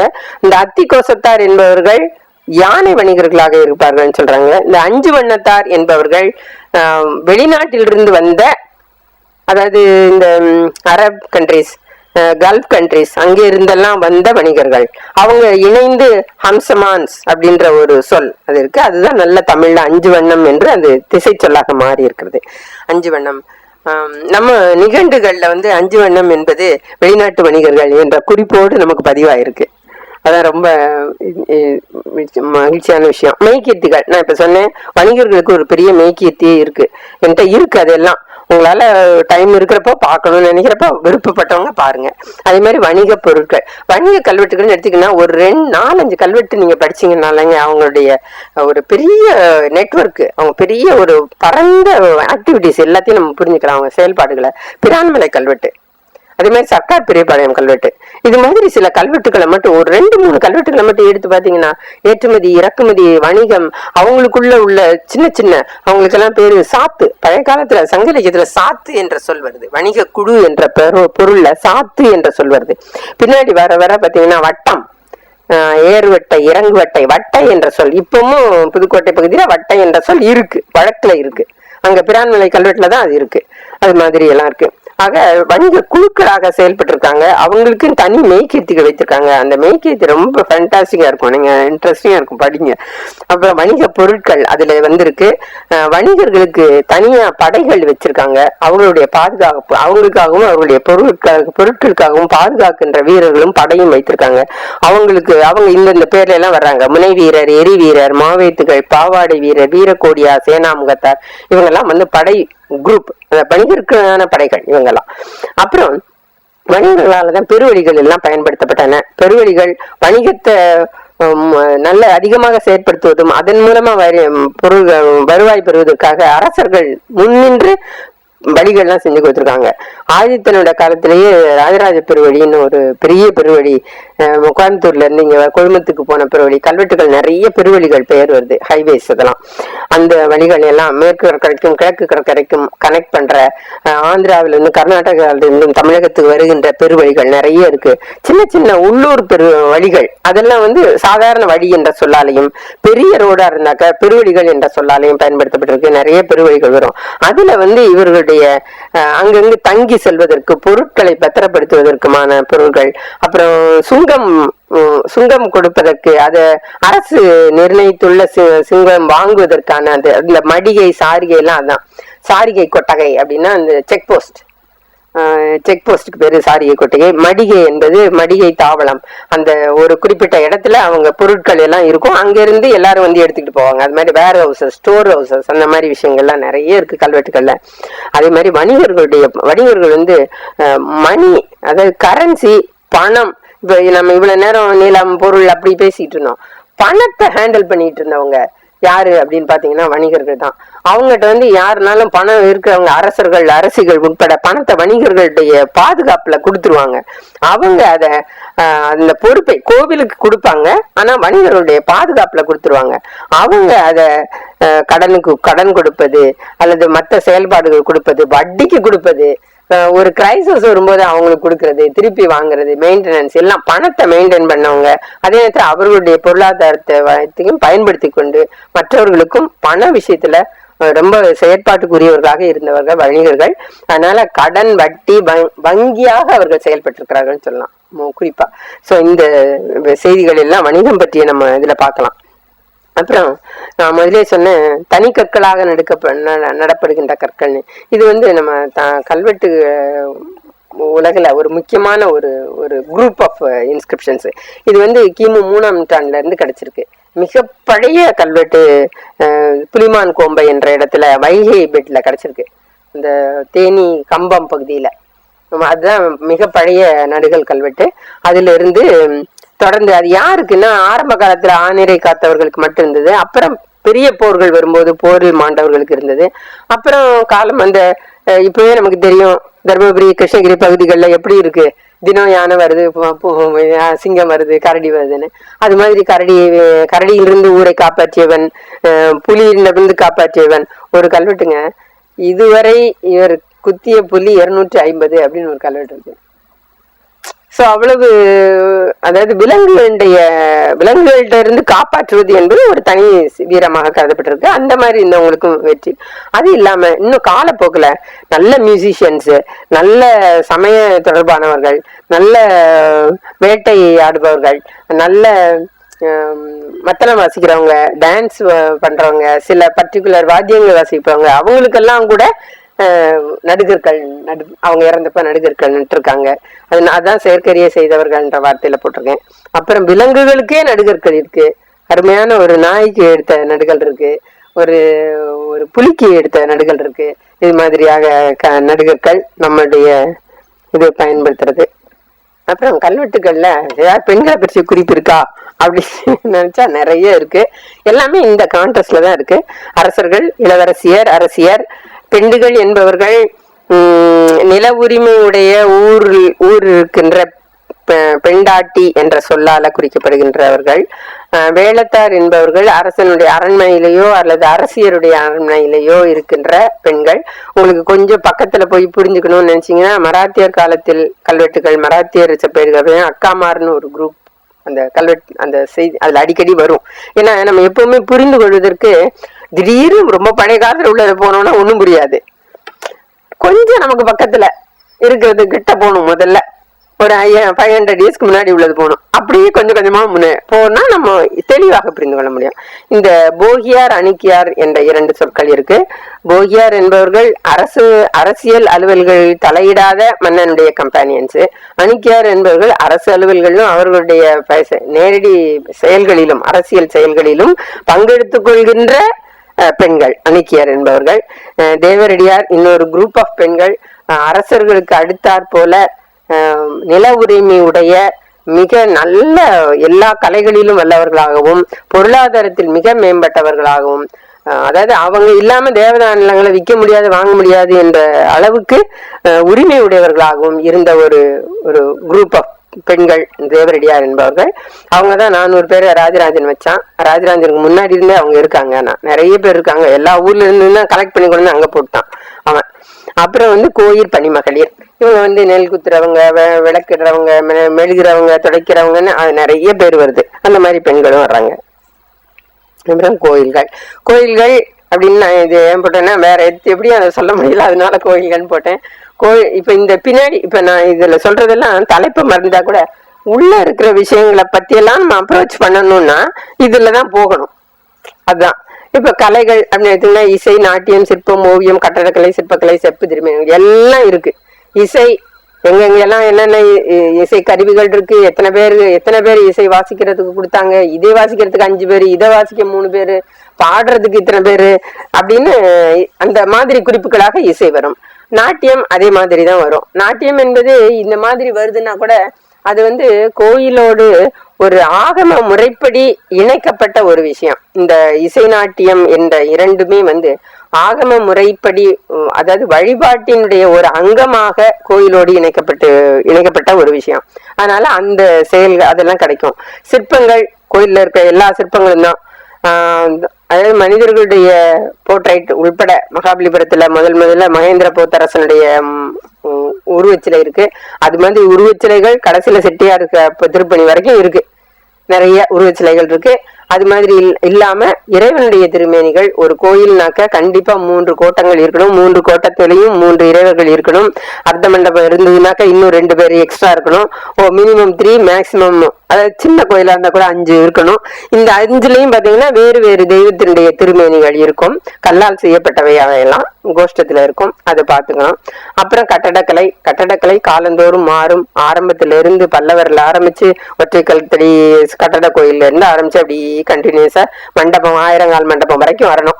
அப்படி தொடர்ந்து வந்தீங்கன்னா அது மாதிரியான கிடைக்கும். செப்பு திருமேனிகள் சோழர் காலத்துல அதனுடைய பீக்குக்கு போனோம். ஆனா இன்னைக்கு வரைக்கும் செஞ்சுக்கிட்டு தான் இருக்கிறோம். செப்பு திருமேனிகளை பொறுத்த வரைக்கும் செஞ்சுக்கிட்டு தான் இருக்கோம்.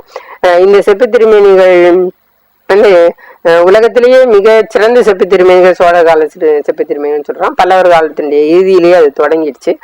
மாதிரியான செப்பு திருமேனிகள் பார்க்கலாம். அது நிறைய உலகம் ஃபுல்லா நம்ம கல்வெட்டுகள்லயே இந்த மாதிரி குறிப்புகளும் வரும். சில இடங்கள்ல இவர் இன்னார் எடுத்து வைத்த இந்த திருமேனிக்கு இந்த விழாக்களுக்காக இந்த பூஜைகளுக்காக கொடுக்கிறோம் அப்படின்ற கான்டெஸ்ட்ல வரும். நிறைய செப்பு திருமேனிகள் வசதி படைத்தவர்கள் அரசியல்ல இருந்து நிறைய பேர் செய்து கொடுத்திருக்கிறார்கள். அதெல்லாம் வருது. அப்புறம் மடங்கள், கோயிலோடு இணைந்த மடங்கள், சமய நிறுவனங்கள் நிறைய செயல்பட்டு இருக்காங்க. சமண பௌத்தத்தை இதுல சேர்க்காமையே சைவ வைணவ மடங்களே நிறைய இருக்கு. அவைகள்லாம் சந்தானங்கள் என்ற பெயரால குறிக்கப்படுகின்றன. ஒரு குறிப்பிட்ட காலத்துல இருந்து நிறைய மடங்கள் இருக்கு. அவர் தொடக்க காலத்துல இப்ப கொடும்பாளூர்லயே மூவர் கோயில்ல ஒரு பெரிய கலாமுக ஒரு 3 மடங்கள் இருந்ததாக குறிப்பு இருக்கு. சோ அந்த காலத்துல இருந்து ஆரம்பிச்சு நிறைய மடங்கள் கோயிலோடு தொடர்புடையதான் இருக்கு. கோயிலோடு இணைந்து இருக்கு. அநேகமாக தனியா குறிப்பிடல, கோயிலோடு இணைந்ததாகத்தான் பெரும்பாலான மடங்கள் இருக்கு. சோ இதெல்லாம் இருக்கு. குகையடி கழகம் அதெல்லாம் இன்னும் கொஞ்சம் ரொம்ப டீப்பா போய் பார்க்க வேண்டிய விஷயங்கள் இன்னும் நிறைய அதுல இருக்கு. அப்புறம் பூஜைகள், விழாக்கள், தினமும் என்ன நடக்கணும், மாதந்தோறும் என்ன நடக்கணும், ஆண்டுதோறும் என்ன நடக்கணும், அதுக்கு என்னென்னலாம் பண்ணணும், அதுக்கு கொடை கொடுக்கணும், அப்ப எந்த நேரத்துல எல்லாம் எந்த சாமி வெளியே வரணும், அவர் கோயிலுக்குள்ள சுத்தி வரணுமா வெளியே சுத்தி வரணுமா, இந்த மாதிரி பல விஷயங்கள் எல்லாமே பூஜைகள் விழாக்கள்ல இருக்கு. அப்புறம் கோயில்கள் கல்வி சாலைகளாகவும் ஆதர சாலைகளாகவும் செயல்பட்டு இருக்கின்றன அப்படின்றது உங்களுக்கு எல்லாருக்கும் தெரியும். ஆதர சாலைகள் என்பது மருத்துவமனைகள் என்று எடுத்துக்கொள்ளலாம். ஆதுலர் என்பவர்கள் அதாவது ஆதரவற்றவர்கள், அவ்வளவுதான், ஆதுர சாலை, ஆதரவற்றவர்களை கண்காணித்தல் என்ற பொருள்ல தான் வருது. சோ அதுல வந்து அதிகமான அளவுல மருந்துகள் அந்த மாதிரி இருக்கிறதுனால நம்ம அதை மருத்துவ சாலைன்னு சொல்றோம். இருந்தாலும் வயதானவர்கள், முதியவர்கள் இருப்பதற்கானதும் இருக்கு. அப்புறம் கல்வி சாலை, கல்விகள் பெரும்பாலானவை சமஸ்கிருத கல்வியாகத்தான் இருக்குது. தமிழ் கல்வி கற்றுக் கொடுத்தது மாதிரி வரல. இருந்தாலும் தமிழரையர்கள் என்ற குறிப்பு வருது. அதனால தமிழரையர் என்று, அரையர் என்பது அரசனால் கொடுக்கப்படுகின்ற பட்டப்பெயர்.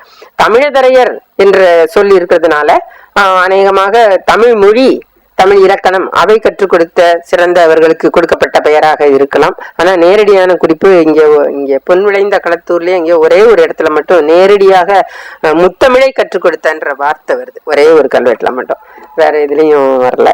அது மாதிரி அப்புறம் சமண பௌத்த சிறப்பிடங்கள், அதையும் நீங்க வந்து கல்வெட்டுகள் மூலம் போகலாம். சமண கல்வெட்டுகள் முழுக்க ஒரு பெரிய வால்யூமே கலெக்ட் பண்ற அளவுக்கு சமண கல்வெட்டுகள் நிறைய இருக்கு. எங்கெங்கெல்லாம் இருக்குதோ அங்கெல்லாம் இருக்கு. அந்த குகைகள், அத பழைய இயற்கை குகைத்தலங்கள்ல ஆரம்பிச்சு பிற்காலம் வரைக்கும் 14, 15, 16, 17 வரைக்கும் கூட சமண கல்வெட்டுகள் கிடைக்குது. சமண இடங்களும் கோயில்களும் இருக்கின்றன. இது கொஞ்சம் அவ்வளவுதான். இது இவ்வளவு தூரம் சொல்லியிருக்கேன். ஒரு குறிப்பிட்ட அளவு, ஒரு அறிமுகம் என்ற அளவுக்கு இதோட என்னோட ரெஸ்ட்ரிக்ட் பண்ணிக்கிட்டேன், அவ்வளவுதான். இது மாதிரி சொல்லிக்கிட்டே எத்தனையோ நாட்கள் சொல்ல முடியும். அவ்வளவு விஷயங்கள் இருக்கு. நீங்க படிக்க அதுல உங்களுக்கு ஆர்வம் வரும். நீங்க ஒவ்வொருத்தரும் ஒவ்வொரு துறையில ஒரு துறையில் பெரிய எக்ஸ்பர்ட் ஆகிறதே பெரிய விஷயம்தான். அவ்வளவு நிறைந்த அளவுல செய்திகளும் ஆய்வுக்கான களங்களும் புரிந்து கொள்ள, ஆய்வு களங்கள்னு சொல்றதை விட நம்ம புரிந்து கொள்வதற்கான செய்திகள் நிறைய இருக்கு. எனக்கு உண்மையிலேயே வந்து இந்த துறையில வந்து இந்த கல்வெட்டு பயிற்சி நிறுவனத்துல படிக்கும் போதுதான் எம்ஏ தமிழ்னு ஒரு பட்டத்தை எனக்கு கொடுத்தது தவறு அப்படின்னு நான் நினைச்சேன். ஏன்னா தமிழ் மொழிக்கு ஒரு எழுத்து இருக்கு, அந்த எழுத்தை வந்து அந்த எழுத்துக்கு ஒரு வரலாறு இருக்கு. அந்த எழுத்து இப்படி ஆரம்பிச்சு இப்படி நின்னுது, இன்னைக்கு இப்படி ஸ்டாண்டர்டைஸ் ஆகி இருக்கு அப்படின்ற செய்தி கூட தெரியாம தமிழ் முதுகலை பட்டம் என்று சொல்வது எனக்கு உண்மையிலேயே வெக்கமா இருந்தது. உண்மையிலே நான் உண்மையை சொல்றேன், இருந்தது. சோ அந்த நிலை கண்டிப்பாக ஒவ்வொரு துறையிலையும் தமிழ், அது மாதிரி இப்ப இது கூட அலைடா சொன்ன எந்த துறையில் பயிற்சி பெறுவர்களாக, எந்த துறையில் பட்டம் பெறுவர்களாக இருந்தாலும் நம்ம ட்ரெடிஷன், நம்மளுடைய பழங்காலத்தில் ஆரம்பத்துல இருந்து அந்த ஒவ்வொரு துறைக்கும் என்ன மாதிரியான ஒரு வரலாறு இருந்தது, அதை நம்ம புரிந்து கொண்டு இன்னைக்கு உள்ளதை படிச்சோம்னாக்கா இன்னும் நல்லா இருக்கும். அது செய்து கொள்ள வேண்டும், நம்ம செய்யல. ஓகே, இது இப்ப கொஞ்சம் பார்த்தத கொஞ்சம் படம் ஒரு 10 பார்த்துட்டு போயிடலாம். இந்த மாங்குளம் கணிநந்த சிறீகுவன் அந்த கல்வெட்டு நான் சொன்னேன் இல்லையா, முதல்ல நெடுஞ்செழியனுடைய பெயர் வந்த கல்வெட்டு இந்த கல்வெட்டு தான். அரிட்டாப்பட்டி, அதுவும் அந்த நெடுஞ்செழியன் பெயர் தான் இருக்கு. அதுலயும் நான் சொன்னேன் இல்லையா, ஒரு லைன் தான் எல்லா கல்வெட்டுமே, மோஸ்ட்லி இப்படிதான், ஒரு லைன் தான் எல்லாம். கடைசியில ஈத்த பாழி, இவன் செய்து கொடுத்த பாழி, செய்வித்த பாழி, கொட்டு வித்த பாழி என்ற மாதிரி சொற்கள்ல முடியும் அந்த கல்வெட்டு எல்லாம். கொட்டு வித்த பாழி, செய்வித்த பாழி அப்படின்ற, பாழின்னா அந்த படுக்கை, அந்த பொருள்ல முடியும். இது மாதிரிதான் எல்லா கல்வெட்டும் இருக்கு. அதுதான் ஏழி கல்வெட்டுகள். இது வந்து இந்த நான் இப்ப சொன்ன இயற்கையான குகைத்தலங்களில் கிடைக்கின்ற அந்த கல்வெட்டுகளுடைய அடுத்த நிலை வளர்ச்சி நான் சொன்னேன். ஒரு 5ஆம் நூற்றாண்டு 5ஆம் நூற்றாண்டு வாக்குல இந்த வளர்ச்சியை நம்ம நல்லா தெளிவா பார்க்கலாம். அதுல மிக அருமையான கல்வெட்டு இந்த பூலாங்குறிச்சி என்ற கல்வெட்டு. மிக பெரிய கல்வெட்டு, 3 கல்வெட்டுகள் இருக்கின்றனாங்க. இதுல வந்து கோச்சேந்தங் கூற்றற்கு யாண்டு என்ற இதோட இந்த கல்வெட்டு தொடங்குது. இதுல வந்து இந்த கல்வெட்டுலயே மதிநாள் பக்கம் தை பிறை நாள் என்ற சொல் இருக்கு. வானியல் குறிப்ப மிக அருமையாக முதல்ல சொன்ன கல்வெட்டு தமிழ்நாட்டுல இதுதான். இது வந்து பூலாங்குறிச்சியில இருக்கு, சாரூருக்கு பக்கத்துல. நான் இது என்னோட பார்த்து நானே எழுதுனது அது.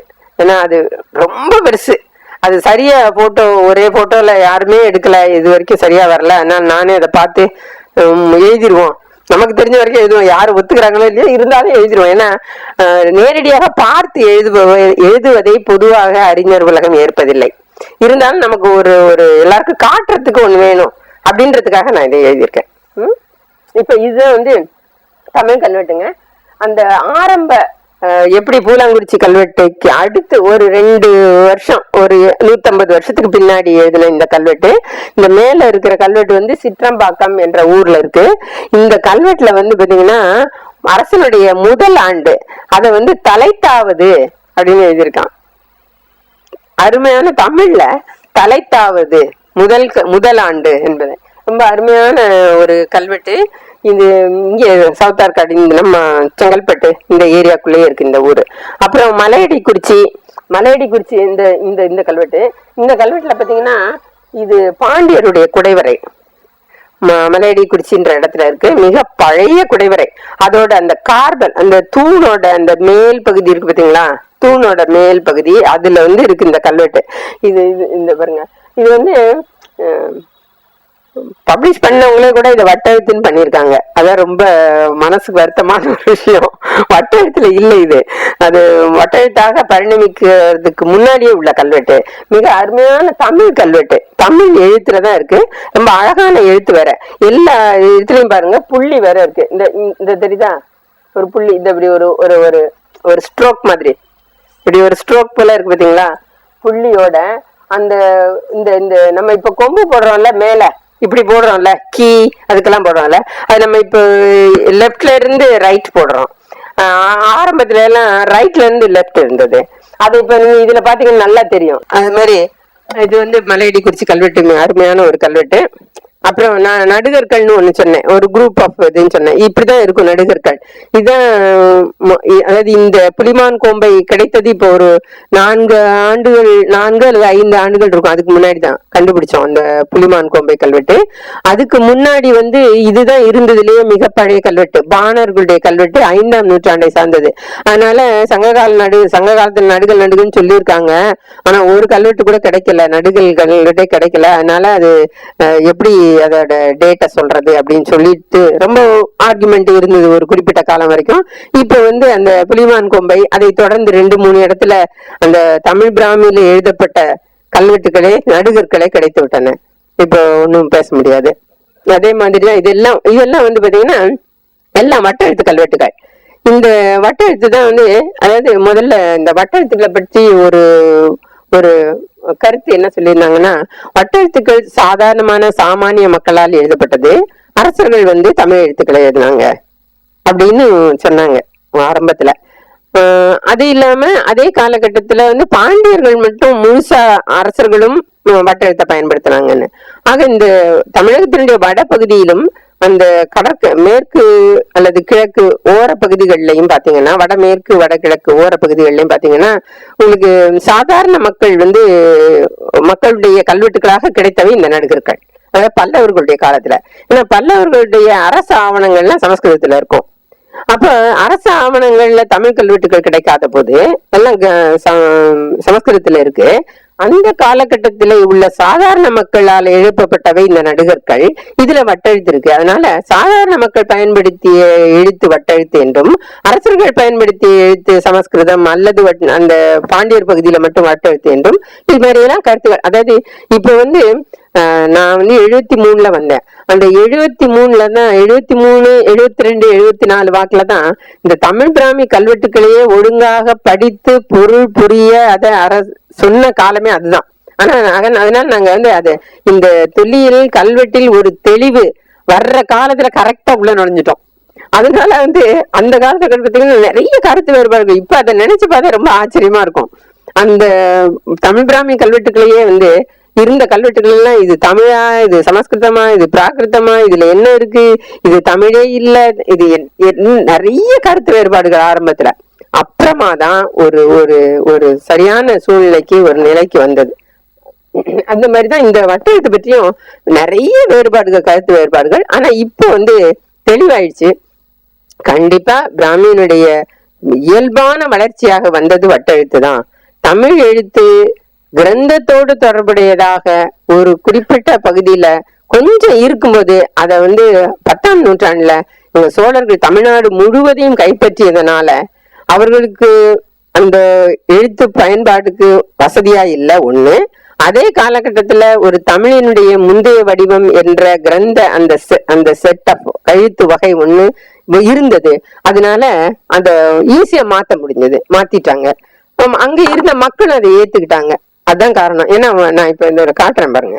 வட்டெழுத்து வந்து ஒரு ஒரு குறிப்பிட்ட காலகட்டத்துல இப்போ நடுகள்ல எல்லாம் பாத்தீங்கன்னா எழுத்துக்களை தெளிவா நம்ம வட்டெழுத்துக்களை தெளிவா புரிஞ்சுக்க முடியும். இந்த பாண்டியர் காலத்துல நிறைய கல்வெட்டுகள் அதுல எழுத என்ன ஆச்சுன்னா எல்லா எழுத்தும் ஒரே வட்டம் தெரியும். ஒரு எழுத்துக்கும் ஒரு எழுத்துக்குமான வேறுபாடு கண்டுபிடிக்க முடியாத அளவுக்கு அந்த எழுத்து வட்டமாயிடுச்சு. அப்போ ஒரு எழுத்துக்கும் உள்ள வேறுபாடு கண்டுபிடிக்க முடியாத ஒரு நிலை வரும்போது எல்லாருக்குமே கஷ்டம். இதுக்கு மாற்றாக ஒரு எழுத்து வகை இங்க இருந்தது. ஆக எளிமையா இருக்கிற போது அதை நம்ம ஏற்றுக்கொண்டால் என்ன என்ற எண்ணம் அந்த மக்களுக்கும் வந்துருச்சு. அதுக்கு தூண்டுகோலாக இருந்தவன் ராஜராஜன்.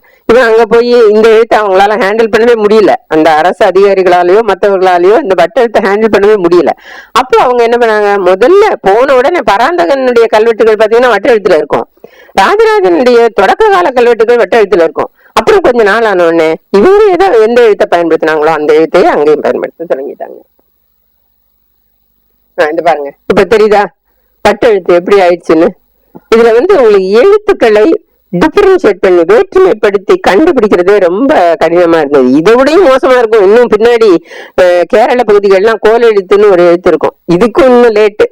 அதாவது அந்த எழுத்து பாத்தீங்கன்னா ஒண்ணுமே தெரியாது, எல்லாம் ஒண்ணு போல இருக்கும். புரிஞ்சவங்க தான், ரொம்ப ரொம்ப புரிஞ்சவங்க தான் எழுத முடியும். அதுவும் பனை ஓலைகள்ல எழுத ஆரம்பிச்சாங்க. அப்பெல்லாம் ஒண்ணுமே புரியாது. அத கோல் எழுத்துன்ற சொல்லால சொல்லுவாங்க. இது பாருங்க, நான் உங்களுக்கு ஒரு ஒரு ஒரு சான்றுக்காக சும்மா பாக்குறதுக்காக கொண்டு பானை ஓடுகள்ல எப்படி எழுதியிருக்கோம் அப்படின்றது இந்த இருக்கு பாத்தீங்களா எழுத்து.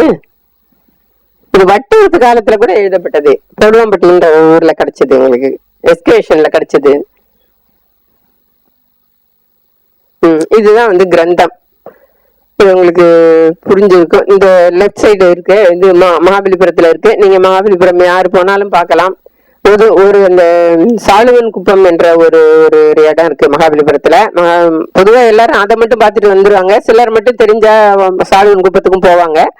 போனீங்கன்னா பார்க்கலாம், எதிர் சைடுல ஒரு பக்கம் இந்த கிரந்த எழுத்தும் இதே கல்வெட்டினுடைய மறுபடி நாகரி எழுத்துலையும் எதிராக ஒரு குடைவரைனா இப்படி இருக்கும் இல்லையா, குடைவரையினுடைய இந்த பக்கம் ஒரு ஃபேஸ் இருக்கும், இந்த பக்கம் ஒரு ஃபேஸ் இருக்கும்.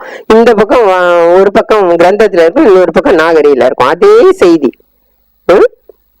இந்த கடைசியில இருக்கிறது கிபி 8ஆம் நூற்றாண்டு வாக்குல சிற்றரசர்கள் கூட இந்த மாதிரி கிரந்த எழுத்து, அதாவது பொதுவாக இந்த எழுத்துக்கள் பல்லவ கிரந்தம் என்ற சொல்லால பொதுவா சொல்லுவாங்க. அறிஞர்கள்லயோ புத்தகங்கள்லயோ நீங்க படிச்சீங்கன்னா பல்லவ கிரந்தம் என்ற சொல்லால சொல்லுவாங்க. அப்ப அந்த பல்லவ கிரந்தத்தினுடைய அதே காலகட்டத்துல சில சிற்றரசர்களும் இந்த மாதிரி இதே மாதிரியான கிரந்தத்தை பயன்படுத்தினாங்க. அதுல ஒருத்தர் நாமக்கல் பகுதியில இருந்த அதியமான்கள், அந்த 8ஆம் நூற்றாண்டுல இருந்தாங்க. அதியமான்கள் என்ற அந்த பரம்பரை இருந்தது. சங்க காலத்துல இருந்த பரம்பரை 13ஆம் நூற்றாண்டு வரை தொட்டு நடுவுல கொஞ்சம் விட்டு இருந்தது. அவங்க 8ஆம் நூற்றாண்டுல ஒரு குடைவரைகள், நாமக்கல்ல இருக்கின்ற பெருமாளுக்கான குடைவரைகள் 3 குடைவரைகள் இருக்கு, எல்லாத்தையும் எடுத்தவங்க. அதுல எப்படி இவன் கைலாசநாதர் கோயில்ல பட்டப்பெயர்களை எழுதினானோ அதே மாதிரி அவன் அதியமானும் பட்டப்பெயர்களை தூண்ல எல்லாம் நிறைய எழுதியிருக்கான். அது நம்ம போட்டோ எழுதினா அந்த போட்டோவை பார்த்து நான் எழுதினது. இது இந்த ரைட் சைட்ல இருக்கிறது, பக்கத்துல தமிழ்ல எழுதியிருக்கேன். அதே கிரந்த எழுத்து பயன்படுத்தப்பட்டது. அவ்வளவுதான். இதை விட நிறைய விஷயங்கள் இருக்கு. நான் எல்லாத்தையும் கவர் பண்ணிட்டேன்னு சொல்ல முடியாது. மனசுல தோணி இதெல்லாம் சொல்லணும், இவ்வளவு சொல்லுவோம், 1 மணி நேரத்துக்கு இது போதும் அப்படின்னு நினைச்சு நான் பண்ணினதுதான் இது. இன்னும் எத்தனையோ தலைப்புகள்ல எத்தனையோ விஷயங்களை புரிஞ்சுக்கிறதுக்கு வாய்ப்பு இருக்கு. விருப்பம் உள்ளவர்கள், ஆர்வம் இருக்கிறவங்க அதை ஒரு தனித்துறையாக எடுத்துக்கொண்டு பயன்பெறலாம். நன்றி, வணக்கம். ஒரு செலக்ட் இன்ஸ்கிரிப்ஷன்ஸ் ஆஃப் தமிழ்நாடுன்னு ஒரு புக் இருக்கு. நான் இப்ப எப்படி உங்களுக்கு ஒரு அறிமுகம் சொன்னேன் பாத்தீங்களா, இத ஒரு புத்தகமாக பாக்குறதுக்கு இது ஒரு நல்ல நூல். இது நான் பணியில இருந்து கடைசியா வரதுக்கு முன்னாடி இப்படி ஒண்ணு போட்டுவோம், எல்லாருக்கும் ஒரு அறிமுகமாக, நீங்க இப்ப செஞ்ச இதை அறிமுகமாக இருக்கட்டும் அப்படின்றதுக்காக ஒரு 100 கல்வெட்டுக்களை மட்டும், இதில் 100 கல்வெட்டு இருக்கு, 100 கல்வெட்டுக்களை மட்டும் எடுத்து ஒவ்வொரு சப்ஜெக்டுக்கும் ஒரு இன்ட்ரோடக்ஷன், சின்ன இன்ட்ரோடக்ஷன், ரொம்ப ரொம்ப சின்னதா இருக்கும். அதற்கான கல்வெட்டு படி, அந்த கல்வெட்டுடைய வாசகங்கள் இருக்கும் தொடர்ந்து. இதை ஒரு 11 தலைப்புகள்ல, இப்ப எப்படி நான் உங்களுக்கு சொன்ன மாதிரி ஒரு 11 தலைப்புகள் ஆக்கி ஒவ்வொன்றிலையும் ஒரு 7, 8 இப்படி ஆக்கி மொத்தம் 100 கல்வெட்டுகள் இதுல இருக்கு. இது உங்களுக்கு ஒரு அருமையான ஹேண்ட் புக்கா இருக்கும். விருப்பப்படுறவங்களுக்கு இது நல்ல அருமையான நூலா இருக்கும். அருமையான ஒரு உரையை நாம் கேட்டிருக்கிறோம். ஏன்னா ஒரு துறையில மிக அழங்கால் பட்டு ஆழ்ந்து அதிலேயே தன்னை அர்ப்பணித்து கொண்டு பணியாற்றுகிறவர்களால் தான் இது மாதிரி ஒரு உரையே தர முடியும். இது மேம்போக்காக நான் வாங்குற சம்பளத்துக்கு வேலை செய்யறேன் அப்படின்னு இருக்கிறவர்களால இப்படி அதுல ஏன்னா அவங்க அந்த அறிமுக உரையை நான் கொஞ்சம் முதல்ல நினைச்சேன், இந்த அறிமுக உரை கொஞ்சம் நீளமா இருக்கும் அப்படின்ட்டு. ஆனா அந்த அறிமுக உரை இந்த உரையை கேட்ட பிறகு ரொம்ப ஷார்ட்டா இருக்கு அப்படின்னு தான் தோணுது. ஏன்னா இவங்க அந்த அனுபவத்தையே கூட ஒரு உரையா தரலாம். அவங்க இப்படிலாம் உவேசா அவர்கள் தன்னுடைய அந்த ஓலைச்சுவடிகளை தேடி தேடி இப்படி அலைந்து அவர்கள் பதிப்பித்தார்களோ அதை போல இவர்கள் அந்த கல்வெட்டுக்களை எப்படியெல்லாம் தேடினார்கள், எங்கெல்லாம் என்னெல்லாம் கஷ்டப்பட்டார்கள் அப்படிங்கிறதெல்லாம் நமக்கு சொன்னா அதுவே மிக பெரிய ஒரு நமக்கு பயனுள்ள ஒரு அனுபவமாக இருக்கும்.